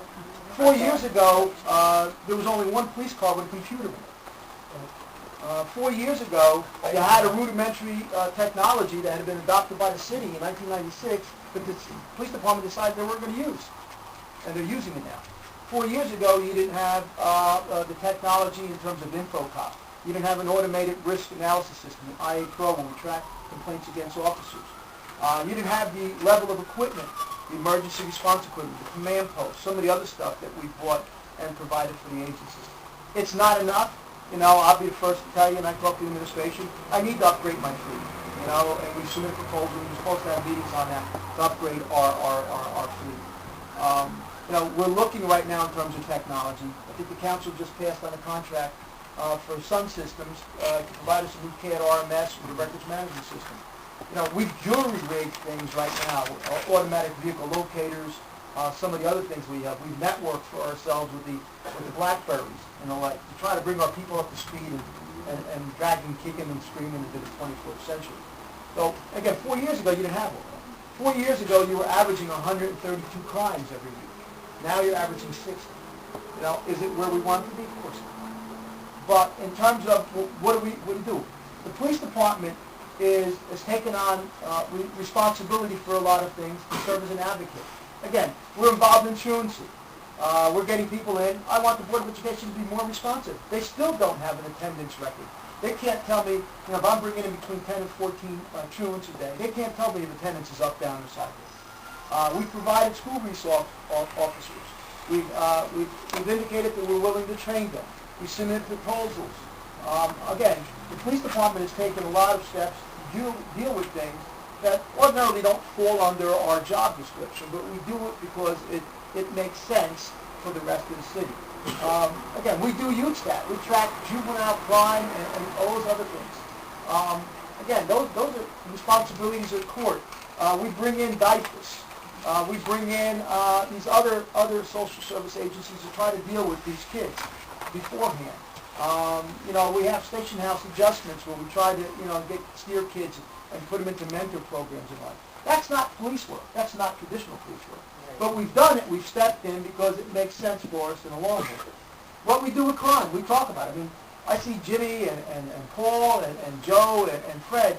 agonize over, we got robberies this weekend. What's it look like this weekend? First call I get, my phone goes off. But every time there's a shooting or whatever, I'm hearing from Joe Juniak. I mean, these things, there's 20 people that get notified, 149. Our day doesn't start or end at any particular time. All weekend I'm getting calls, and what we're trying to do is anticipate. Is there something we could have done that we should do different, and mobilize? A lot of the cost in terms of overtime, if you look at some of the data, where we have what we call callbacks, we get information. There might be something brewing in the neighborhood. In the old days, we sat there and said, well, we'll deal with it Monday. Correct. Right now, these people come in, and we deal with it on a Saturday night at 2 o'clock in the morning. Jimmy, like I said, this weekend, I've talked to Joe how many times this weekend? 4 or 5 times.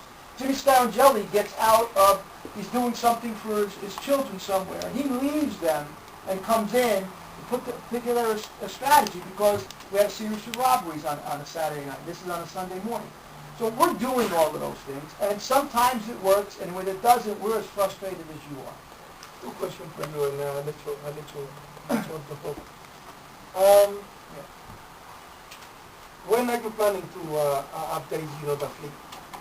The fleet, hopefully, I think we have a meeting scheduled. We put a proposal in our capital budget. The issue, much like it is with anything else, is money. I can ask for everything, and somebody has to find the money. But we need some help with our fleet. Particularly our marked fleet is in bad shape. We're making do.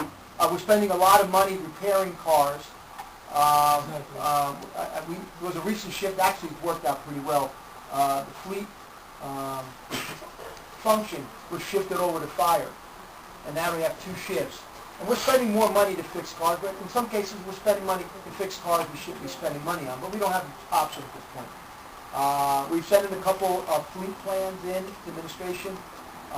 We were supposed to meet, I think that Monday I was supposed to meet with the BA. That's my father-in-law died, so that means it's canceled, and we're putting it back on the calendar. But again, right now our critical need is the fleet, and even with that, you can't fix it right away. It takes 6-8 months to order the cars and actually get them delivered.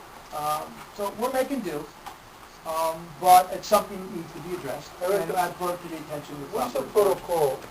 You know how you have those cars, set and east, west, or whatever, you can monitor them?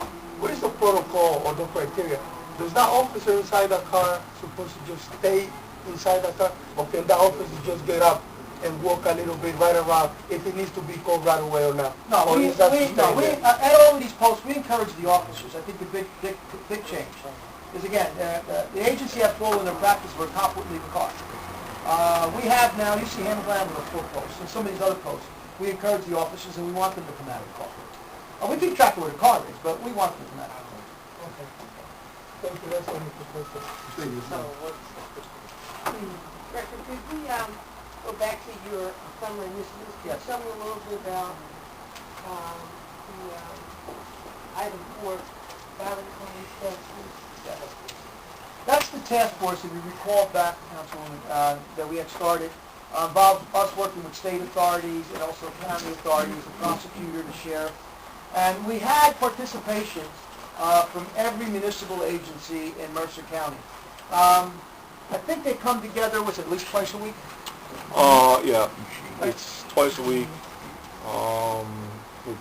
Actually, yesterday was one of the operations. Yeah, and it depends on availability. We pay overtime for that. I think we put, how many people, Paul, do we put? We put anywhere between 12 and 14 Trenton officers. And then generally there's about a like number of other? They're from outside agencies we receive, depending upon the day of week and what's happening in the municipality, anywhere between 8 to 12 or 14. So they come together. What we do is we supplement them with our tactical people and some other people, and they engage in the strategies that you see here. We do warrant apprehensions. We do tavern, particularly in the summer months, tavern task forces. We select ABC establishments that have been problematic, and we do inspections of them on Thursdays and Friday nights to make sure, and again, some of them attract people with gangs or guns, so we monitor those. Well, this year we have, and again, we're doing the Safer City ceasefire. We have our ceasefire that's that's running up in North Trenton and also West Trenton, the area of Donnelly Page. Again, we work with it's a border patrol. We work with Ewing. You know, so that they get involved in doing that. I am said to be good patrol. Yes. This This is generally done at night. The task force works nights unless, I think they work some days. Sometimes if there's something, you know, we've had some issues, we ask the departments to come together and maybe we'll go out days or nights. But again, what we use them for is a lot of saturation in areas where there's violence prone. We don't use them to deal with traditional crime, burglaries and those kinds of things. They're a violent crimes task force. So you're going to see them in the higher crime areas where we have shootings and the like. That's where they work.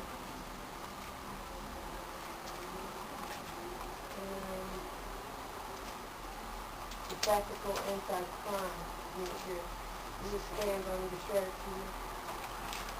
Yeah, what we've done there is, just by way, our tactical force, which is the old proactive, the old proactive schedule, there's a hole in their schedule. They don't work according to that schedule. They never work Saturday, Sundays, or Monday. Now, I don't know if it was Sunday football or Monday night football, whatever the reasons were, but they only worked 4 days a week, and they didn't work those 3. Crime has changed significantly in Trenton during that period of time. And again, bound by contract and the like, we have to keep them on a light schedule. Captain Messina submitted a proposal, which I accepted, to expand that to 3 teams so we have coverage 7 nights a week, and we wouldn't have to pay overtime to man and deploy tactical patrol on Sunday nights, Monday nights, and Tuesday nights. You know, it used to be able to get away with it. Those were the quiet nights. You don't have quiet nights anymore. You don't have those things. So I think, when is it fall we're going to be doing it? Just about June 14th or 15th, somewhere thereabout. I have to wait until the current promotions are done and all the new people are put in place. Otherwise, we're going to incur additional overtime costs this time period. So I have the plan in place. I have the schedule, okay, all worked out. It meets current contract requirements with the same hours, same number of hours worked, and current shifts. So there should be no union issues with it. And that'll eliminate the need. What we found is sometimes when we had incidents kick off on a weekend, we'd have to call people in on overtime on Sunday, Monday, Tuesday nights. This can eliminate that. It'll give us a steady presence. If something happens at night or during the week, any one of those, we're going to have tactical patrol people working, and we can just deploy them rather than have to call them in on overtime. And last but not least, you see our command staff is going to be working. I like to say they all volunteered, but I think it's important that our commanders and our captains are out there. Our district commander is going to be working 1 week of nights every month. Every month. And again, it's for continuity, it's for visibility, so that if they're out in the community, when the community is out and about, it's not during the day. And again, we're going to use them to establish, these are the people that I depend on to drive the strategies. In a lot of cases, I think it'll be significant if they're out there with our people, conveying to them how important some of these things are, or give them feedback in terms of what the community thinks we should be doing. So rather than the cops hearing it and reading it in a memo, they're going to be dealing with people you see in this room out there at night with them doing so. I just want to back up to your curfew improvement. Yes. One of your bullets where you state you're going to have added charges for juveniles that you need. Well, what we're proposing is right now, in cases where we arrest a juvenile, anytime after midnight, and if they're by themselves, we're going to charge them for curfew, no matter what other crime they committed. And we're going to take that opportunity to, if necessary, issue summonses to parents. You know, well, we're going to look at, again, within the current curfew ordinance. Again, part of it, I think, is to try to have people accountable. You know, if that's necessary and if that works. We're also going to enforce, if you see here, park enforcement. We have certain parks where there's problems at night, I think the ordinances indicate the parks are closed at dusk. We're going to enforce that in certain parks areas. So you don't have people in there engaged in drug trafficking on it. The reason why I asked about the kids, it's almost like a pill, so once you just make clear that. I was just wondering,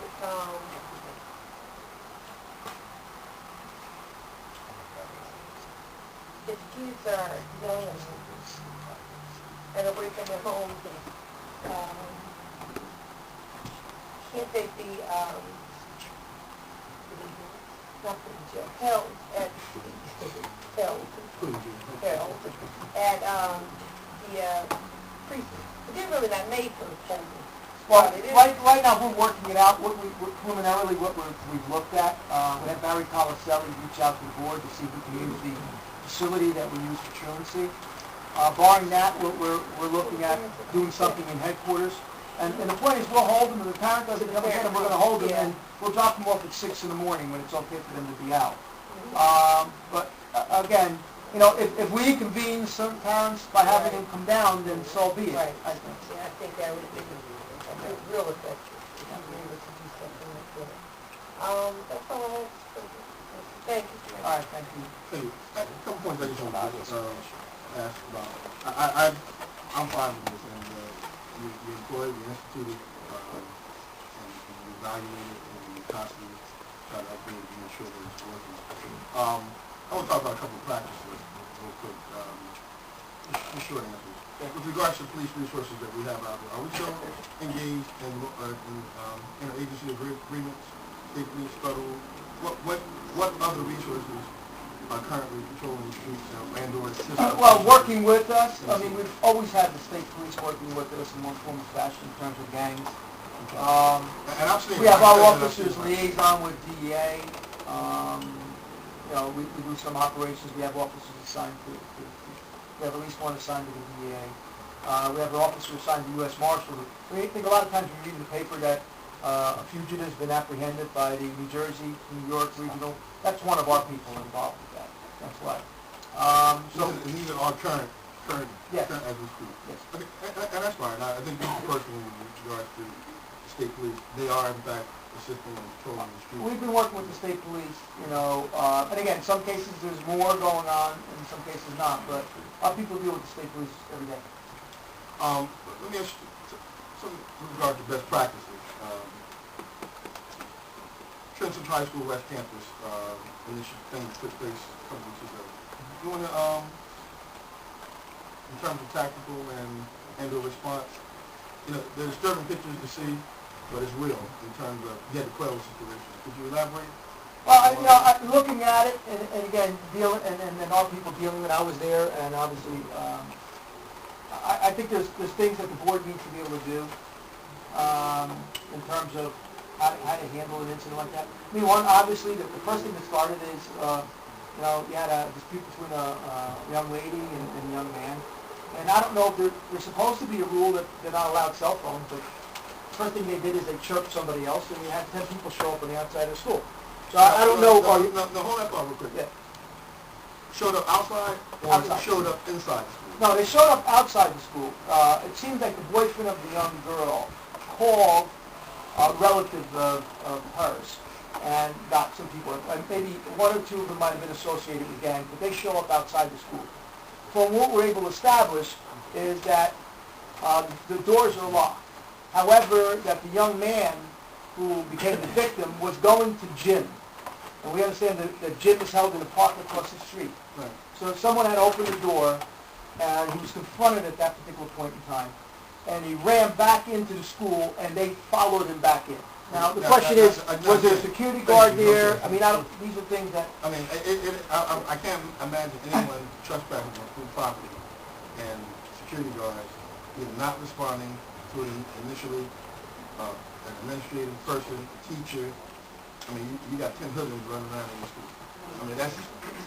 And I'm not putting that on you, but what I am saying is someone should have, a response should have been made when, if in fact it was supposed to be sited outside on and near the school ground. So I'm not holding that against you, but I do want you to justify the practices that took place with regards to... Well, in terms of how we handled it, yeah. I mean, I was again, I was on the scene, and, I wasn't on the scene when it occurred. I was there immediately thereafter. And, unfortunately, I think my officers got a very bum rap. I mean, I was in the lobby of police headquarters, and parents in there indicating that, their childs were roughed up and they didn't do anything. They weren't there. And you had a situation where, the Trenton police didn't start the dispute again. And part of it was somebody pulled the fire alarm and 600 students ran outside. And they were fighting amongst each other. Why, I don't know. And the Trenton police were called. Upwards of 40 officers had to deal with, groups of kids out there fighting. And, the officers had to do what's necessary to keep them from hurting one another. And I found it stunning that the parents could sit there, not knowing what went on, and defend their children without having the facts. And then it's no surprise that this kind of behavior would occur. I'd much rather see at dismissal time and those other times, if they're really that concerned, that the parents would be out there. And maybe at that point in time, they can get involved. They know who the kids are, and they can take steps to make sure. I mean, right now, I devote upwards of about, 10 to 12 to 14 officers every afternoon to the area of Hamilton Avenue, in and around Trenton High School West, Dunn Middle School, and to keep the students from beating each other or victimizing each other. And in some cases, fine, that's our job, but somewhere along the line you have to consider, well, if they're that concerned, wouldn't the parents of these kids be out there? Would these kids be doing this if their parents were watching? And I'm not casting that easy blame, but the police department does a lot to quell issues. I mean, we're out there. I mean, I have a camera from my office that I watch, the court chambers and every afternoon, and watch them coming out of school, and I see my officers out there. And and the first thing that's said is that the police officers did something wrong. In this case, they did not. They responded to the situation. They handled it as well as they could. Nobody had any physical injuries.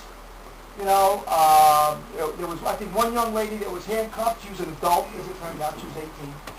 And they did the best they could in there. And again, if my officers engage in problematic behavior, I think I've demonstrated I deal with it. We had an issue at Trenton High School back in September. I think the officer acted inappropriately. I suspended him. He wound up getting a 3-month suspension. But when my officers are out there doing the right thing, I'm going to support them. In this case, they were absolutely right, and I have to defend them because they did a difficult job, and they got a lot of criticism for absolutely no reason at all. The next one, we received notice here, at least, and I don't have first-hand information, but with regards to the procedures that took place on Hudson Street with regards to, I guess, a homicide that took place where allegedly the deceased body was laid at the crime scene out on the curb. I guess I'm assuming it was in a plastic bag. It was laid out in public light with a coroner or a medical examiner got to remove the body. Practice and procedure in terms of crime scene is how the Police Council will create a disturbing scene in terms of already knowing that something tragic had happened, something bad had happened, and then physically and literally saying and or body laying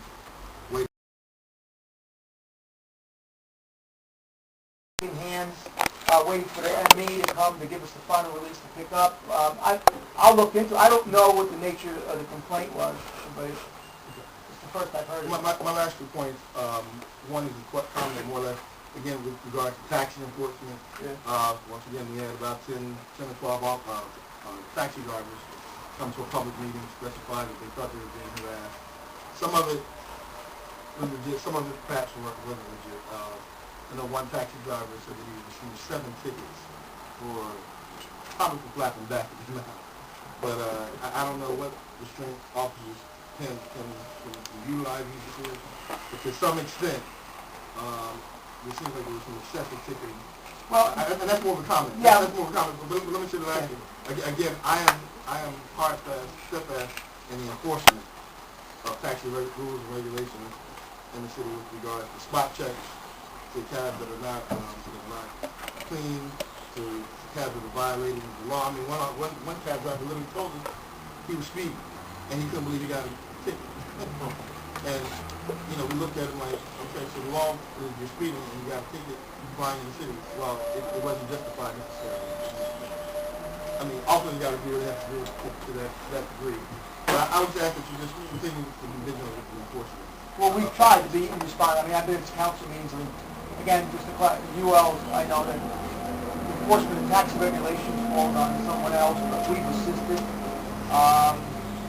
And again, my understanding is that this is something that the city wants done in terms of trying to standardize taxis to make sure they can comport with those things.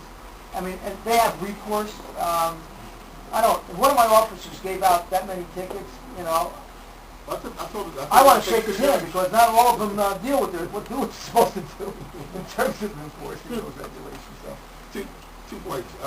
Asset forfeiture. If we're in fact collecting all of these drug dollars and taking this money up the street, I mean, you had large, that's going to roll out to the world. yes, $742,000. Example, what is that money going to be? That money right now is put into a bank account, and what we have to do is we have to move for asset forfeiture. In this case, it's the county, and generally, in this case, we have to worry about the federal government coming in and trying to take most of it for taxes, because it might be income that the person can declare, and then whatever's left over from there after the prosecution is done and the case is closed. The general thing is that we divide that 70-30 with the prosecutor's office. We get 70% of the monies seized, and we put it in an asset forfeiture account. We've used it a lot in the last 4 years to buy equipment and the kinds of stuff that you don't have to put on the city. On the city. And my last thing is the vendors ordinance. We passed that with some revisions that specifically say that applicants should be some of the detailed explanation, mitigating factors that should be considered to the police director. I don't know if you had an opportunity. I've had a chance to see it. I'll give it to Joe to take it. I think that we just ask to use the best judgment and doing this, reviewing the applications that come up with. Okay. Thank you, Ms. Cox. One thing I just said earlier, aside from the events of your family past week, physically, how you doing? You look well. Recovering? I feel much better. I had a little tough problem during the last stage of the radiation. I couldn't move slow or didn't move at all. I had an operation recently, and I'm working very hard. I'm returning. I feel great. I've been working every day, and I'm extremely optimistic. And in my mind, I put my issues behind me, and I'll deal with whatever comes. I'll make a couple general comments.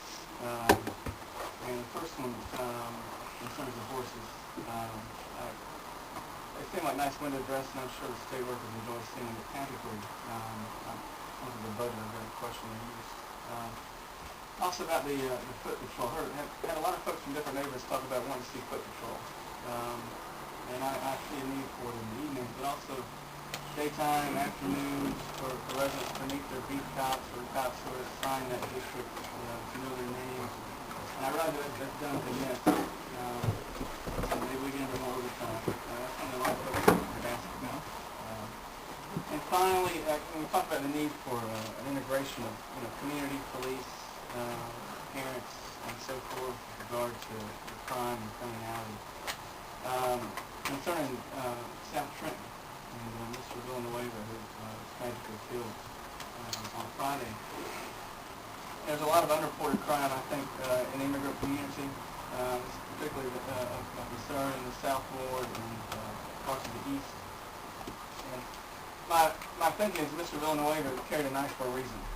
He's been harassed before, he thought it would happen again, so he carried a knife. And frankly, the sentiment since his death has been among some of the communities that he's going to go down and went down fighting. And my concern is that what's going to happen is folks who feel victimized or targeted, we'll get a knife, we'll get a gun, and we're going to have a bloodbath. That's my concern. I will say, Councilman Moore and I had a meeting yesterday with some community stakeholders, and we're going to be moving forward to get the public involved.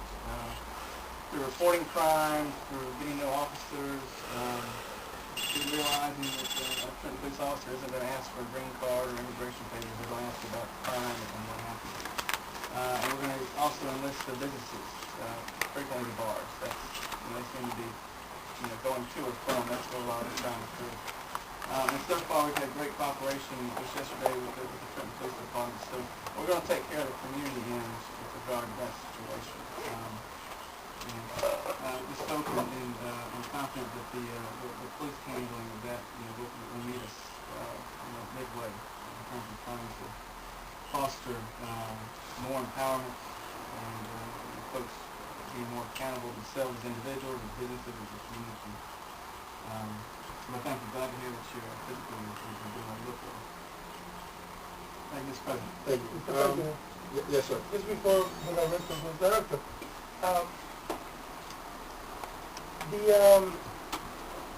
the fact that we had, I don't know how we're doing on that, the fact that we had coming up with the mayor going to many places to try to get a three-strike and you out, you refer to those individuals there, some of them had like 3 brush with the law, robbery, all kinds of stuff. One had 9. Exactly. Okay, so my thing is, Director, that I know how frustrated it is for the police officer that arrest this individual or whatever, and somehow, some way, they are there again. So that you have those 4 individuals going back on the street. You multiply them by what? You know what I'm talking about? So where we are with that, Director? Again, that it's been one of the issues that has been frustrating for us. I mean, we've tried, I remember the mayor and I went to the prosecutor, tried to get the judges on board in terms of gun courts. We developed data, and I presented it to the council. I think the last 2 years, we presented it to, the judicial authorities and the prosecutors about, the fact that people are arrested with guns and they're released, they have bail opportunities that same day. That gun crime is not seen as significant for whatever reasons. Not even going to the idea that drug enforcement is essentially decriminalized. I mean, you get arrested for drugs anywhere, I'd say for Trenton and some of the inner cities, and practically nothing happens to you. We've done that. We've tried to bring to the attention of people that, when you see people becoming victims or perpetrators of murder. I've showed you the data. It's there. And the question is that, I don't know. There's not a sense of outrage beyond us.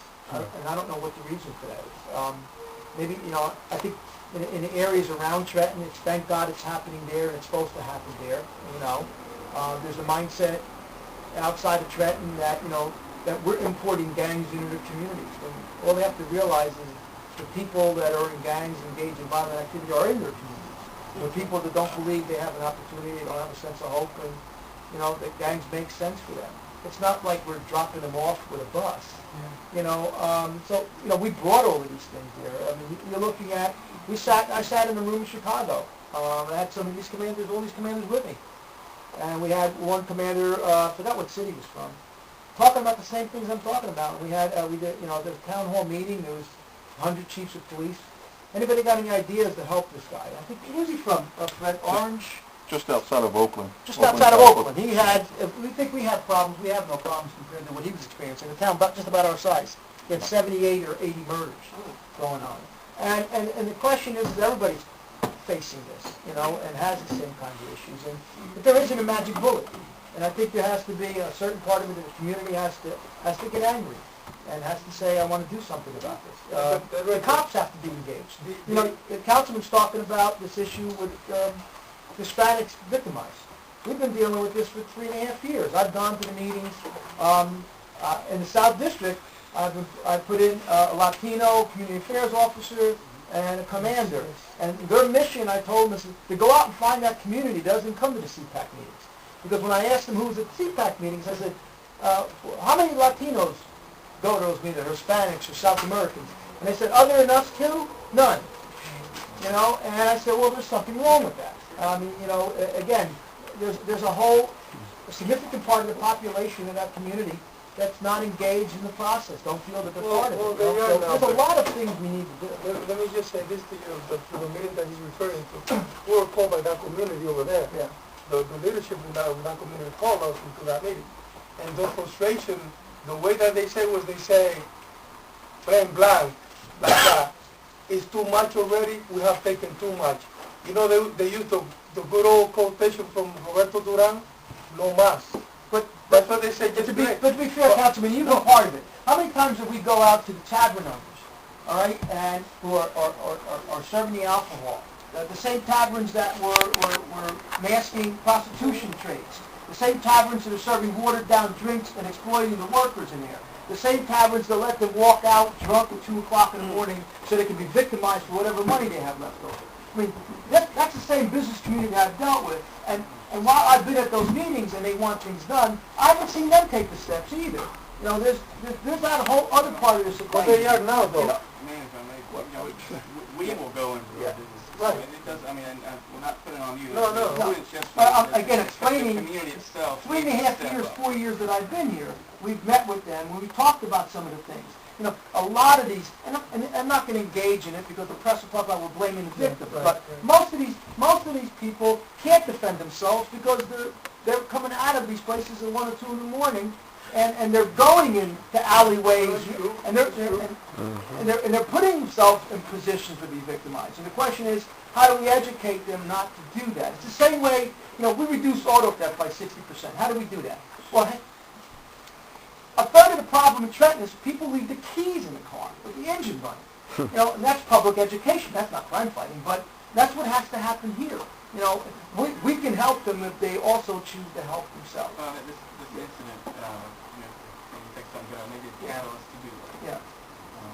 We're certainly going to work that.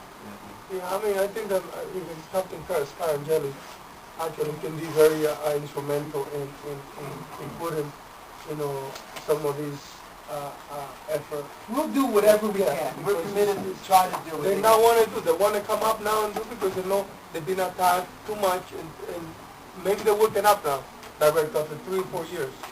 You know. Thank you very much, President. Thank you, Mr. Thank you, Director. Thank you. No, any other questions or comments? Director, thank you very much for your time and your patience and keeping under 25 minutes. And be healthy, too. Thank you, and we look forward to another 90 days or 100 days. We're talking about school year. How about if I see you after Midsummer. Early fall, September. Okay, thank you. All right. Stay well, Director. Even with like a Michigan have a pack. Let's take just a 2-minute break real quick. Yeah. What is in there? I gave it to the council, so. You can get it from someone, Yeah. yeah. Matter of fact, we probably did have one for you anyway. My thing's been going off. Anything going on? Did you get on?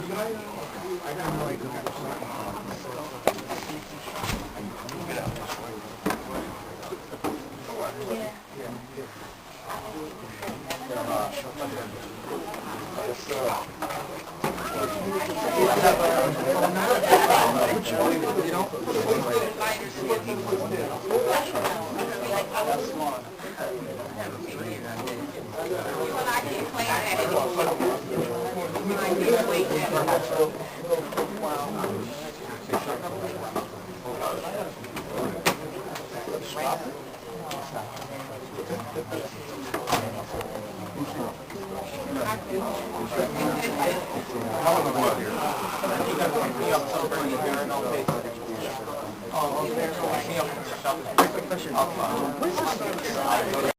Just the street that you live on.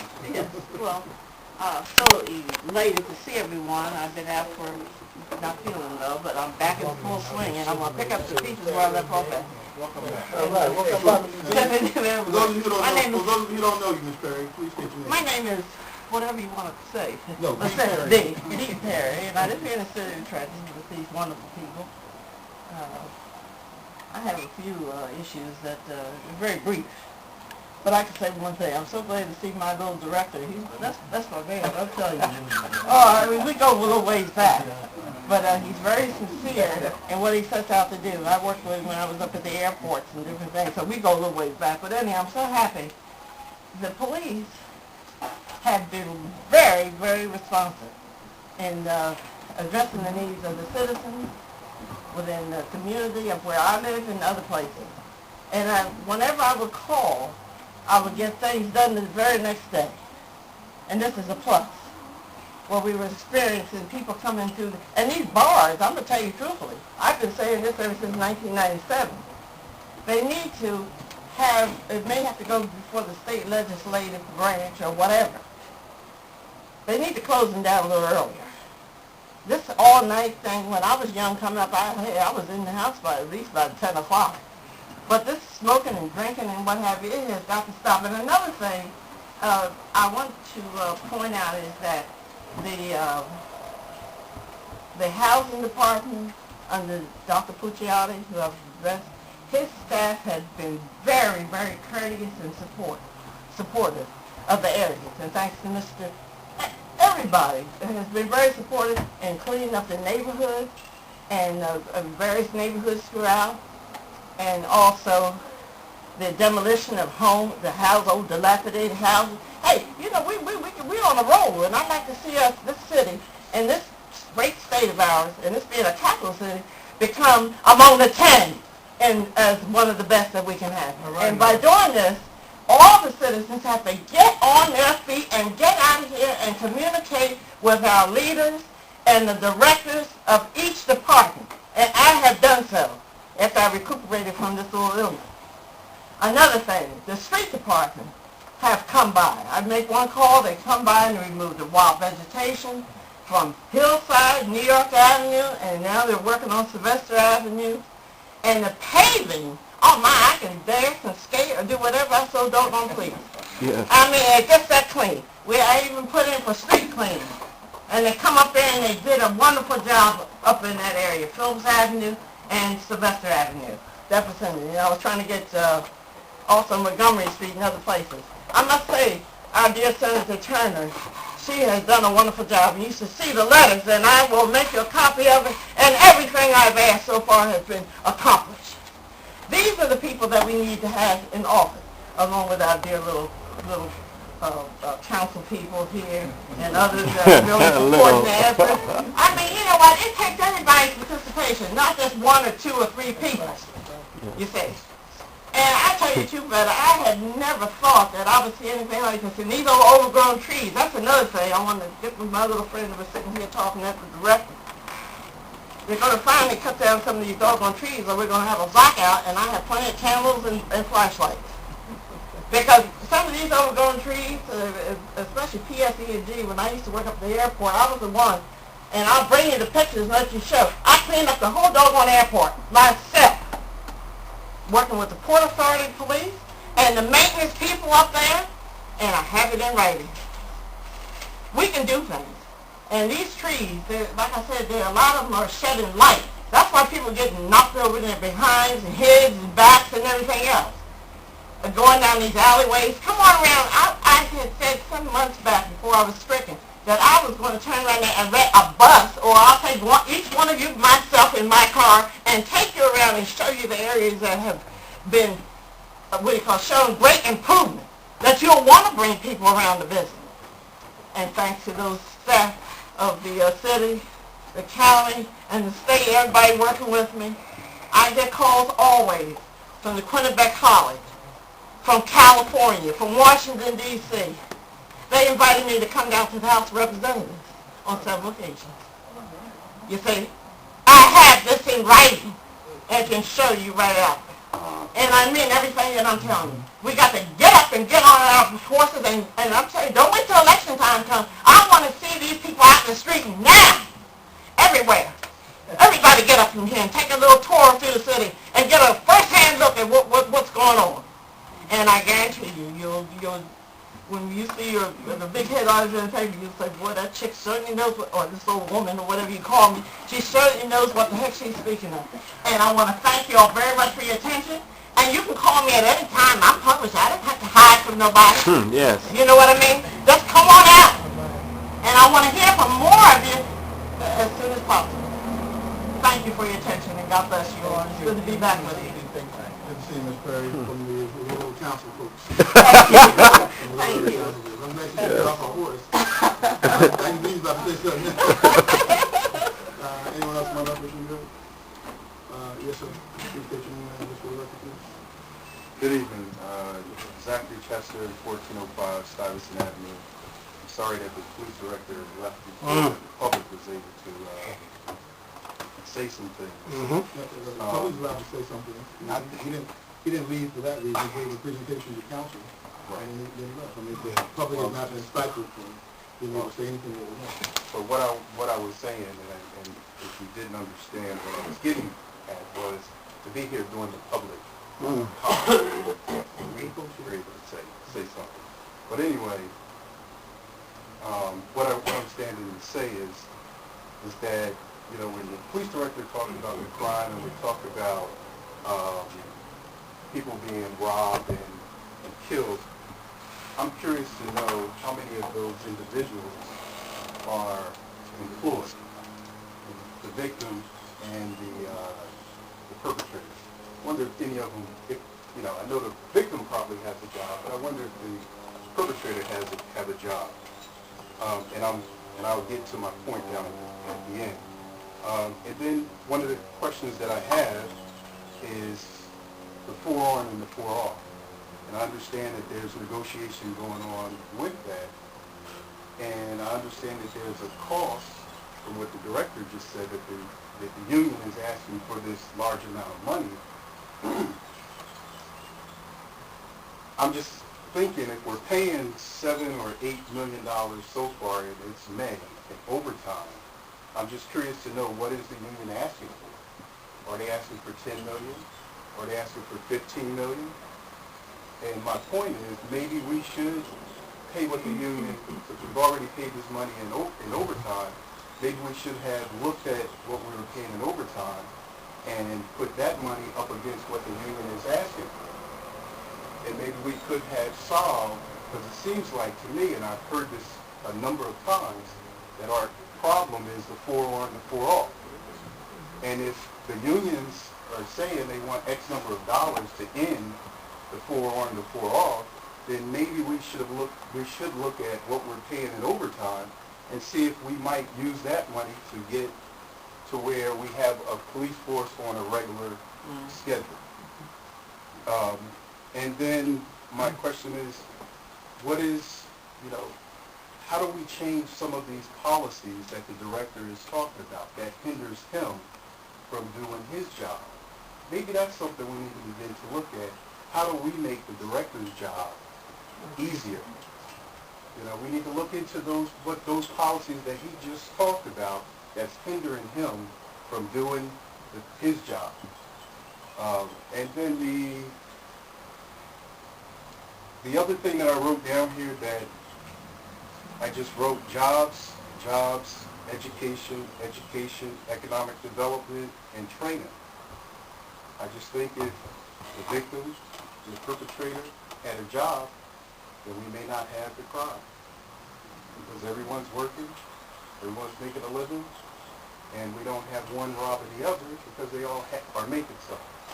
So maybe that's what we need to begin to think about, is how do we come full circle, train, along with our economic development, let that provide jobs. Let's work with our education department as we're doing to provide a better education, and then maybe we'll have a better city, and some of our conversation here could change. Thank you. Anyone else should be here? Yes, sir. Please state your name and address for the record, please. Sure, Kevin Williams, 244 Jackson Street. Yes, sir. I'd like to echo what Zachary just spoke about. But in addition, I'd like to ask a few questions that unfortunately the director's not here to answer. And one of the council members did try to get to the point of where the officers who went to the funeral, we often, we send our condolences. It's a tough thing to lose a brother or father-in-law. But the officers who went, their voluntary comp time, was that arranged before they did it, or was that done in reaction to the outcry? This is not just from the police department, from members of the union. I have no relatives. I don't even know anybody who's a police officer. I wave to the guys as they patrol my neighborhood. There's a lot of citizens who want to know why a major exception was done for this, particularly when we don't have money for public works. We don't have money for other areas. We're spending an additional $3.5 million to throw towards overtime. What departments is this money being taken from? That's a big question. A lot of people want to know the answer to it. And I've heard this, I shared this with my council, and there's a lot of folks, not even just in my neighborhood, for wondering if there's a coming revaluation of properties in the city. A lot of folks in the middle class are very worried about that because this keeps happening year after year after year. Money's not coming down from the federal government. Certainly Mr. Bush isn't going to send us any. Where's the money going to come from? Additionally, one of the things he said to me during the break, I got to ask the director real quick, the starting salary, explained to me, is about $19,000 for a police officer. 19. That's what I just asked him. It's going into the academy, $19,000. When they get out of the academy, they get a little bit of a bump over into the 20s. Didn't give me the exact figure. Now, if that's the starting salary of a police officer in the city of Trenton, first of all, that sounds pretty darn low to me. That can't be, no. When I lived in New Orleans, had the most corrupt police officer force in the country, and they only making 17. That's why they were so corrupt. But if we're spending all this money on overtime, getting to a point just previously made, we could be spending that money ahead of time to be hiring more officers. I think Councilman Malone really tried to get to that point, and I want to thank you for doing that. Because we obviously, whether it's 4 on, 4 off, you don't need to be a mathematical genius to figure out that there's coverage times that we could be covering with additional officers. Additionally, just want a couple other points. As far as the vacancies go, as a citizen, I'm a little confused and a bit concerned. If we're having vacancies going on, it seems to be at the top, and we have officers that are coming in which are not as experienced, obviously, and it's going to take them at least a year, as the director mentioned. What kind of quality officers are we keeping? He mentions there's pending retirements coming up. Are these officers that are leaving for attrition? Are they leaving because they put in their 30 years and are going to go into golden years? What's the situation with that? Because one of the things we keep reading in the papers and we keep hearing from different people is the mandatory overtime is really grinding down the quality of the force. When's that going to occur into an incident with a gun? Whatever it might be. That's something as a citizenry we all worry about. We want to have the best police force we can. We want to support them. But at a certain point, the situation that's going on isn't acceptable for the officers physically, mentally, emotionally, as well as us. Finally, and this is just a question because this came up after the weekend, a lot of folks are wondering about the phone calls that were made, I guess, to get the word out on the summit that was held at the Memorial of the Weekend for Education on Saturday. A lot of folks are wondering if they registered for the emergency system, the CQI I believe it's called, which is a great idea. If those calls in turn, the phone numbers and information provided came back as phone calls for the summit, which some people took to be a non-emergency type of situation, which is what a lot of folks signed up for. I know I did, expecting to be called if there was emergency flood, anthrax, whatever it might be.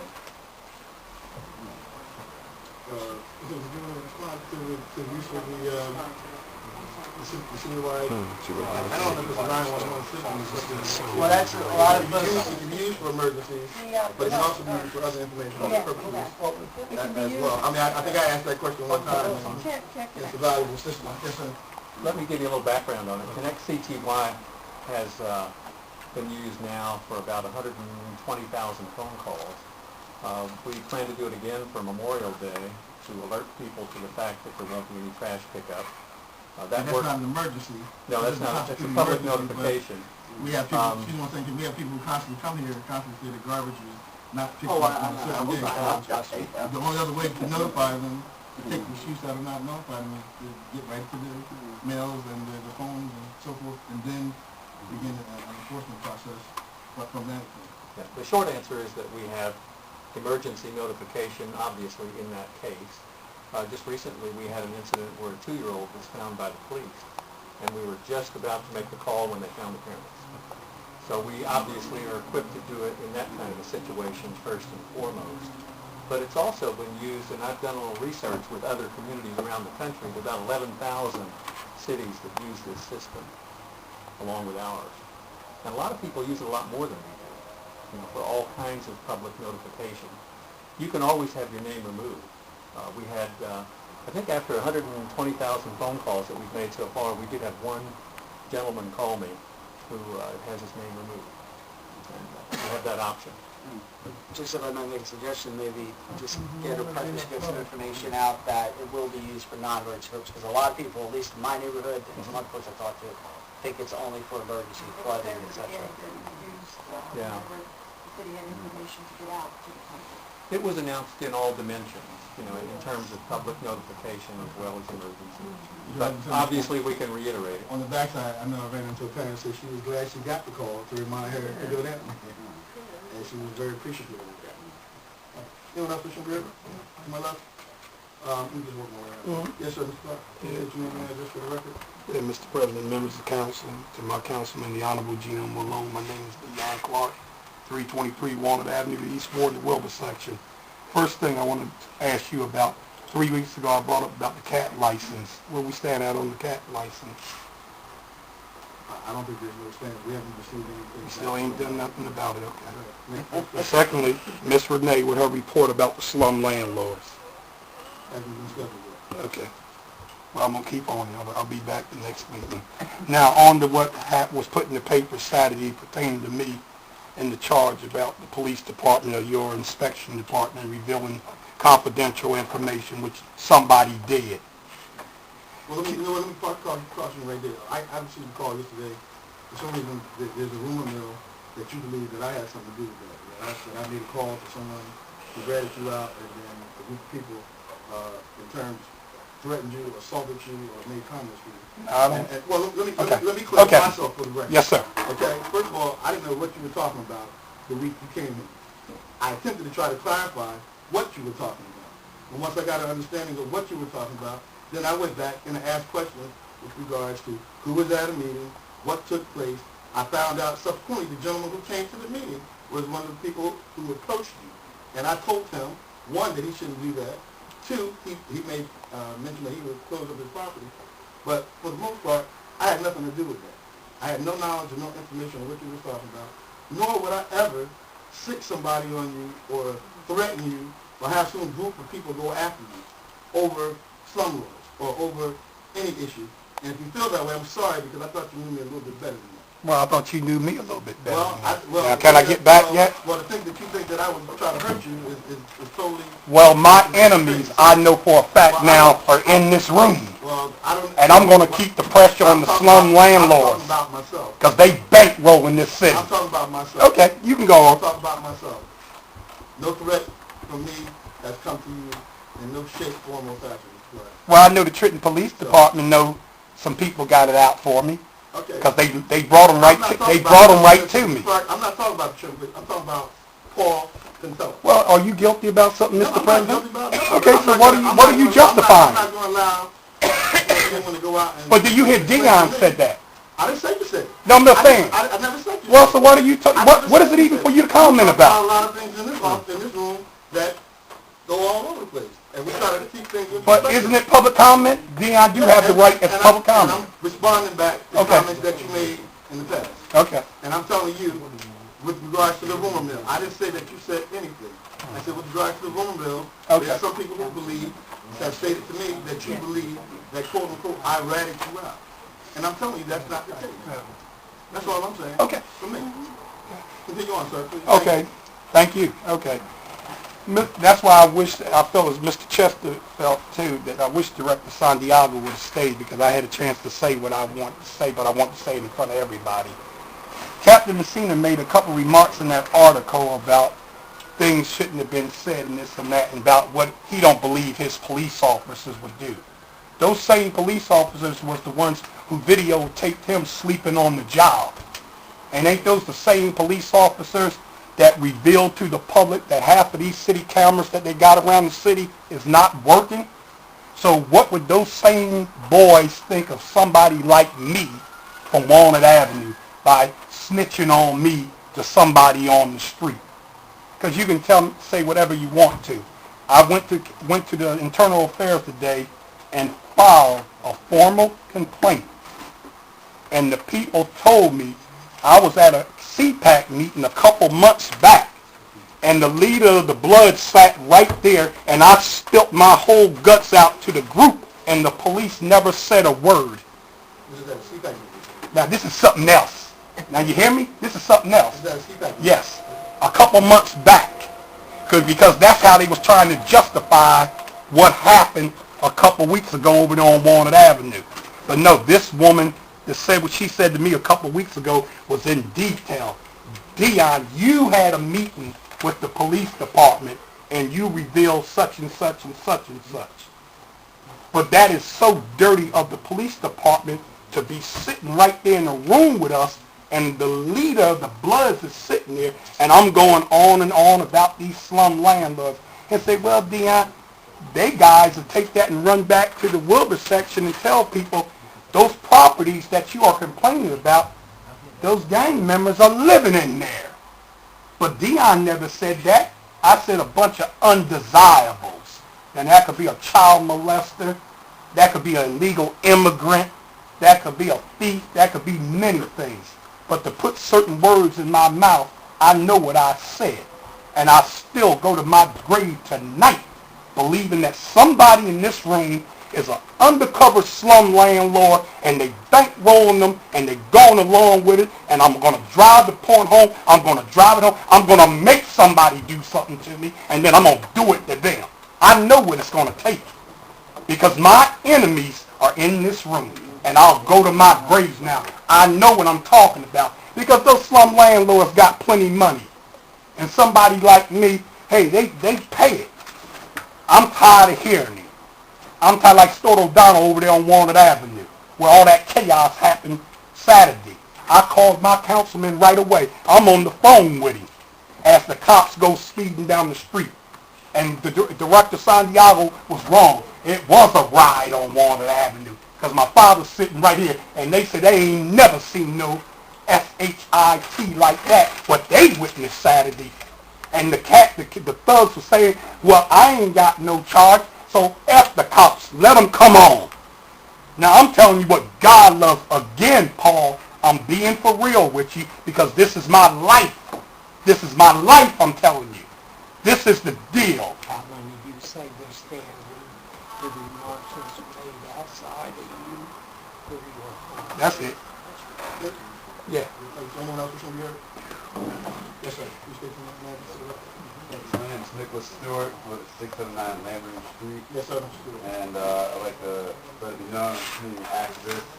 There's public money in the newspaper, tell everybody about it. I'm going to rat somebody out as soon as I can if I'm doing something illegal. I'd like to greet you all tonight. Again, I wish the Trenton Police Department contingent had stayed, so I'd like to thank them for my meeting last night. Hopefully, we can continue to forge relationships between them and some of the supporters of undesirables in my neighborhood. All right, and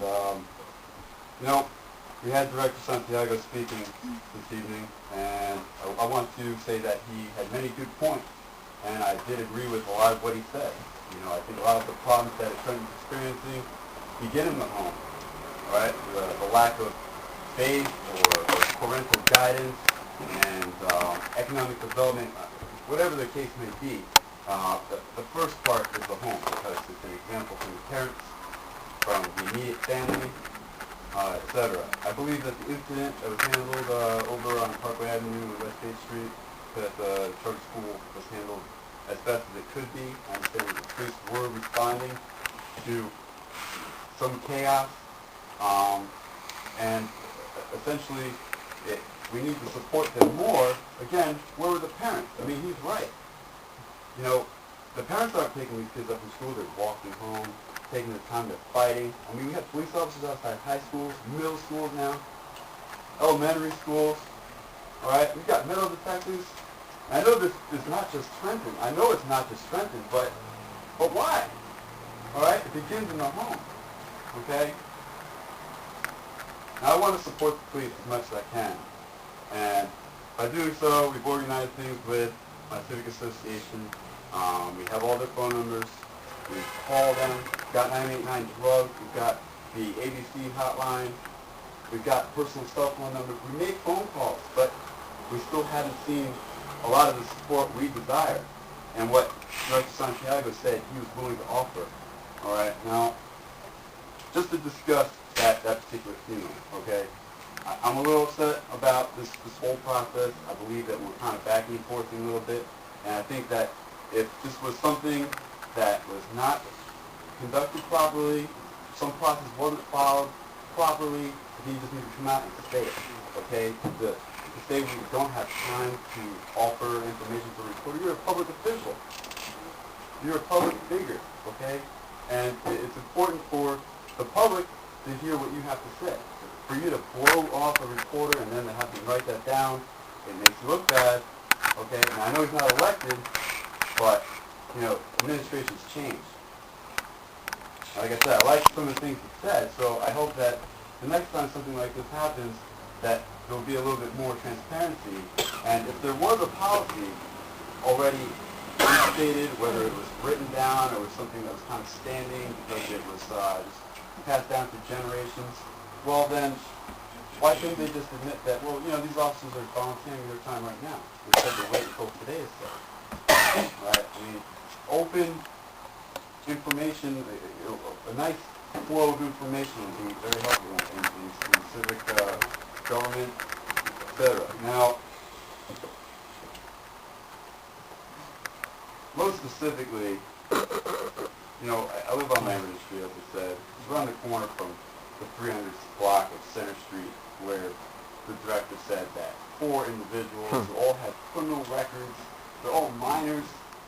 I mean, this councilman right here just asked about the 3-strike rule. We need the support from the courts. We need you individuals on council to do more for our city ordinances to support the director. If he's saying he's trying to enforce a curfew at midnight, well, that curfew needs to be sundown. Right? The police officers need to be challenging individuals gathering. I asked about loitering, and I found out that the New Jersey State Supreme Court made a rule that loitering is not necessarily a nuisance or however, because people have a right to assemble. This council asked for share reports for the record. Okay. So we'll keep asking, please. You know, challenge them. If it's the ACLU, bring them to Trenton. I would love a chance to go head-to-head with ACLU because I don't loiter. All right? And I carry my ID around with me 24 hours a day, and I always have a purpose when I'm out on the street. It's friendly. I might be in a group, but I'm friendly. I'm not carrying anything with me. So I have a right to be on the street. Large groups of males and some females that, you know, if they're sitting on the corner and a police officer challenges them, they have identification? Normally not. All right? Are they in possession of something illegal? Quite possibly. Maybe they don't. But you know what? Police officers should have the ability to challenge them. I want to see police officers getting out of their vehicles and positively walking around. The foot patrols would be very, very helpful in deterring a lot of crime in my neighborhood on a regular basis, and whether or not it has to be for a young police officer, cadet coming out to walk a beat, kind of come up through the ranks. I mean, we're trying to emulate Philadelphia and New York City with horses and motorcycles and things. And I realize it's not a large portion of the budget, but it's still an expense that could be used elsewhere. Okay, now New York and Philadelphia have foot patrols regularly. They also have auxiliary forces. Now, the councilman over here said something about beat-up vehicles and things like that. Well, they can just be for the officer that's out on the beat. He's not driving a cruiser. He's going to have his radio, and he's going to be eyes and ears on the street. And if he needs to run down to some incident, I mean, he sees something, well, fine, the cruiser can come, he can get there on foot. He doesn't need to go back to this out-of-date cruiser. We can still utilize this vehicle. Let's try to. We don't need to throw everything away just because it's not 2007. All right? Things cost a lot of money.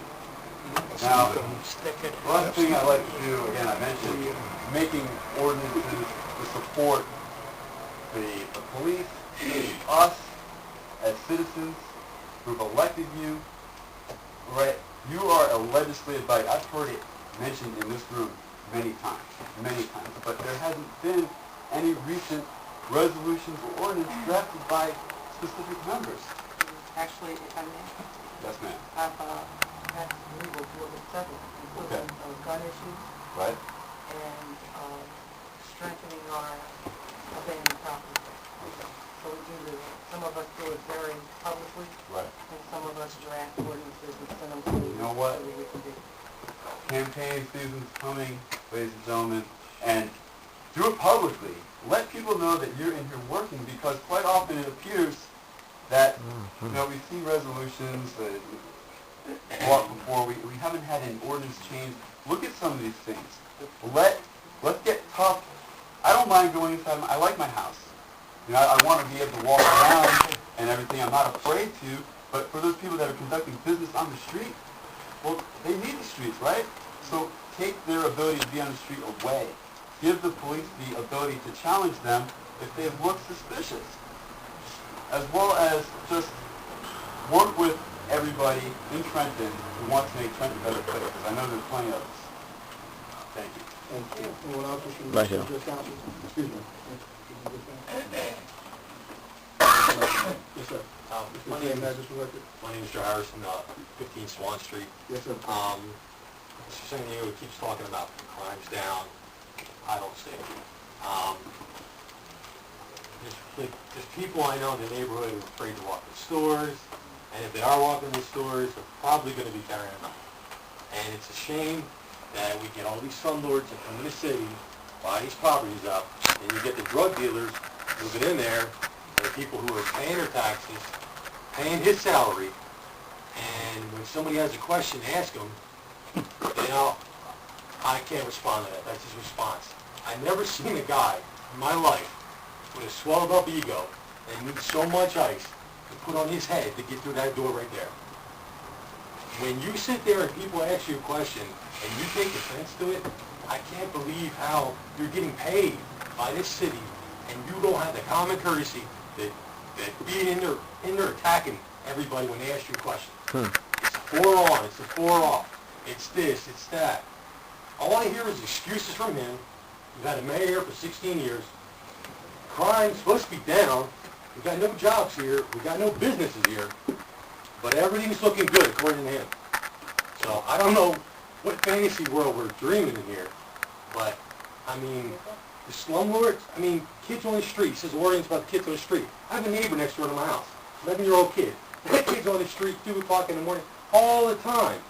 And I've never seen that kid ever get brought home by the cops. But, the talk is good, because that's all it is coming from this guy. Talk is good, and talk's good from the mayor, but I never seem to see him around here anyway. I don't know, any of you people who live here, if you're smart, you start fixing your house up, and you move out of the city. Because the only thing that's going to be coming here in the city is more slumlords, more slumlords, more slumlords. Because if you think they're going to leave, they're not. And if you think the drugs are going to leave, you're kidding yourself. Just stay. They won't buy your house. Yeah, they're right. They won't buy my house, but they'll kill my mom. Exactly. Let me tell you right now. I've had people problems. Just council. Yeah, but I'm saying I've had problems with these drug dealers. That Juliak, who's right here, and he and my mom met here in the council. We gave him a hard place of drug dealers from New York that he was going to look into. He didn't do a thing about it. So you're going to sit here and you're going to tell me crime's down. No, it ain't, buddy. That shows the Trenton police force we had are a bunch He of didn't do crooks. nothing about it. A bunch of crooks. He never got back to us. Crooks in Trenton, New Come Jersey. on. So he never got back to us about it. You know how the drug dealer moved? The slumlord was dating one of the girls who was living in the house. Broke up with her. When he broke up with her, guess what? They was through, she got kicked out. So luckily for us, he broke up with her, and there's another drug dealer away from our neighborhood. For a little bit, but another one will move in real quick. But if people keep talking about things are changing, who are you kidding? He talks about people getting, the community getting involved. Yeah, get involved. So when the gangbangers approach you on the street and put a gun in your face, okay, boom, there you go, on the street dead. Where's the police? How many times, like this guy who got killed, he was carrying a knife. I wonder why. He's probably been assaulted I don't know how many times. It's a shame that people who live here and who want to live here keep getting assaulted, but it's getting better, crime. It's getting better, crime.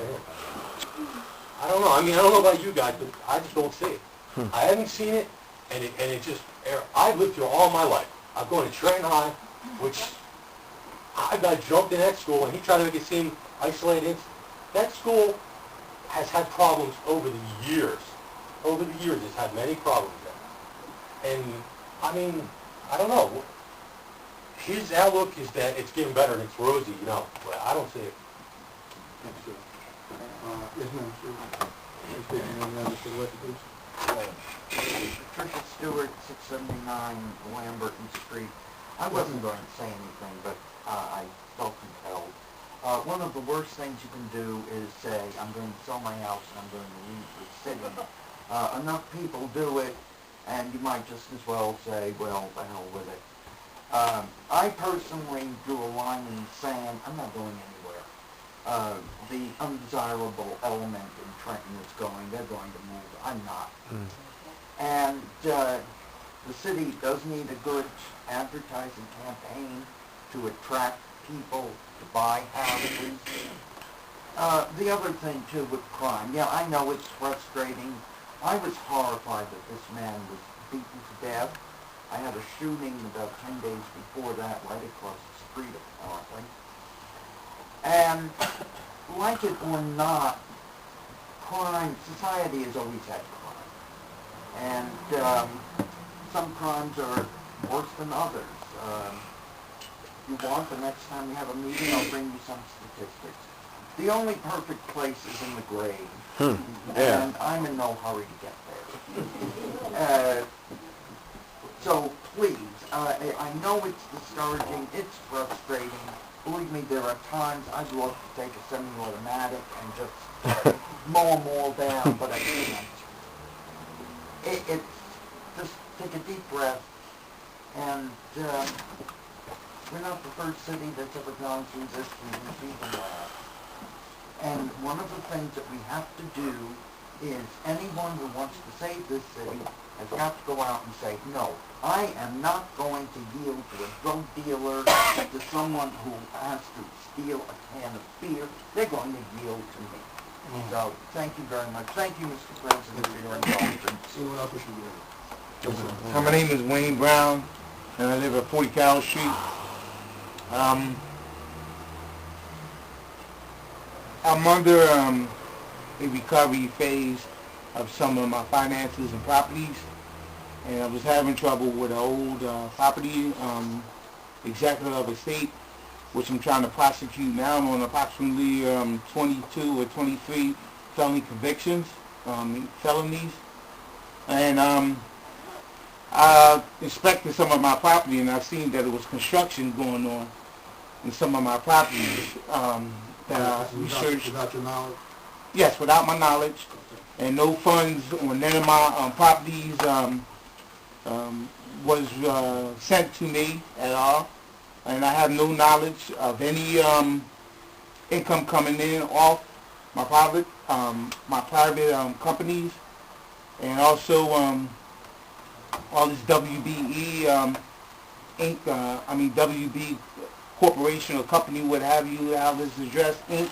I haven't been receiving no funds from it, and I was wondering who do I complain to stop construction, at least on East Hanover, because I've seen the construction site, and I talked to the construction manager, and he told me to stop construction on the site. And I also inspected Center Street, which was supposed to be a hospital, I believe, and it seemed to be construction done recently on that, and I was wondering. I'm going to try to put in perspective, Mr. Brown. You say you own some properties in the city of Trenton. Yes. Correct. A lot. Okay, no problem. And lots. And lots. Okay. Right. And now you're saying that there's been illegal construction. Right. On some of your property. Yes. By your tenant, or by the city, or by whom? I don't know, but I read the sign that stopped construction on Center Street, and it said that an agency stopped it, the construction. Construction. You got some information on that? Yeah, I was gonna say. Now, I was wondering, does any individual can shed some light on this? I don't know which ward that it was in, or what have you. What's the address of Center Street? 196 Center Street. 196? Yes. There's no such address. Oh, 796, I believe. 796 Center Street? Yes. I don't think it's 796 either. Mr. Brown, if I can ask you. And what about East Hanover construction site. Physically Wayne these Pack. properties, he has deeds to these properties? If Ms. Edward Dixon from the Office of Citizen Complaint, Yeah, if you can give her the addresses of your There's property. several properties and lots. Okay, sir. No, I'm trying to get some information from you, so that we can check our records in terms of your own. Right, I would like to see some records with regards to and deeds anything to illegally being the done. city clerk's office, what have you, Okay. that has been changed. I checked with the county clerk's office, and some deeds have been handwritten over, and the deeds were missing out of the records. And also, some people have went all the way to Connecticut to get certain deeds, illegal deeds, notarized and placed with the city. And I was just You wondering. let Ms. Dixon know specifically the properties and the addresses. She'll take it down for me, and she'll research it for you, and we'll find out. I can research it. I can give her the properties along with a copy of the titles Well, and whatever everything you give else. us, we're going to check anyway. That's what Okay. I'm just saying. So whatever if you have something to give us, that's what you I could come in tomorrow with all the information. If Room you, 122. room 122. That Did is you write it down? Was that it, sir? Yes. I mean, excuse me. I don't mean to be interrupted or not. I mean, No, we're just trying to make sure we understand what we're saying. So Okay, there's been, certain things mentioned by the police. What is he? He's the commissioner? Police director. Is he affiliated with the Federal Bureau of Investigation? No. Okay. He's just the director? Police director for the city of Trenton. Okay. Because there's certain things that I wish to address him, and he walked right by me. I was talking to the other guy the guy that was with him. Those are his support staff, captains. Oh, captains. Captains. Right. Anyway, I have charges pending against certain individuals, and hopefully in federal court. Now that I see what's going on. All right. Thank you very much. You know, if you share as much information as you can with Ms. Dixon, I assure you. Well, actually, I wrote an article for the Star Ledger.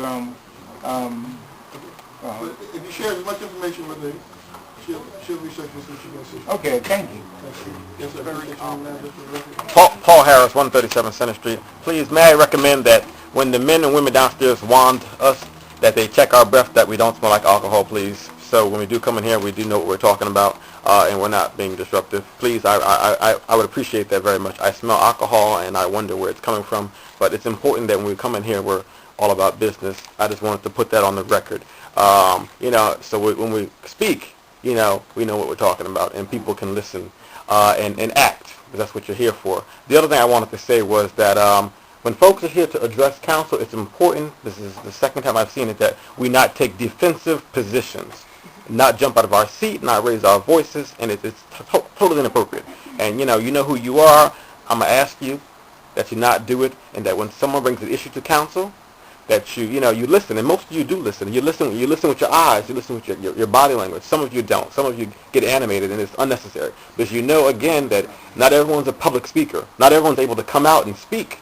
And when they see from the powers that be that you're almost a shove-office type attitude, then it pushes them away. Then they go and they tell their peers, well, I went to council and then such and such did this. Let me ask you a question, sir. I don't know why. I don't know how you come up. I mean, you seem to be. You address council every week with certain issues, and it's your right. I do my best to respect and give everyone a forum to speak and to say whatever they have on their mind and hearts. City-related business, county-related business, education business, whatever the case. I can't tell you.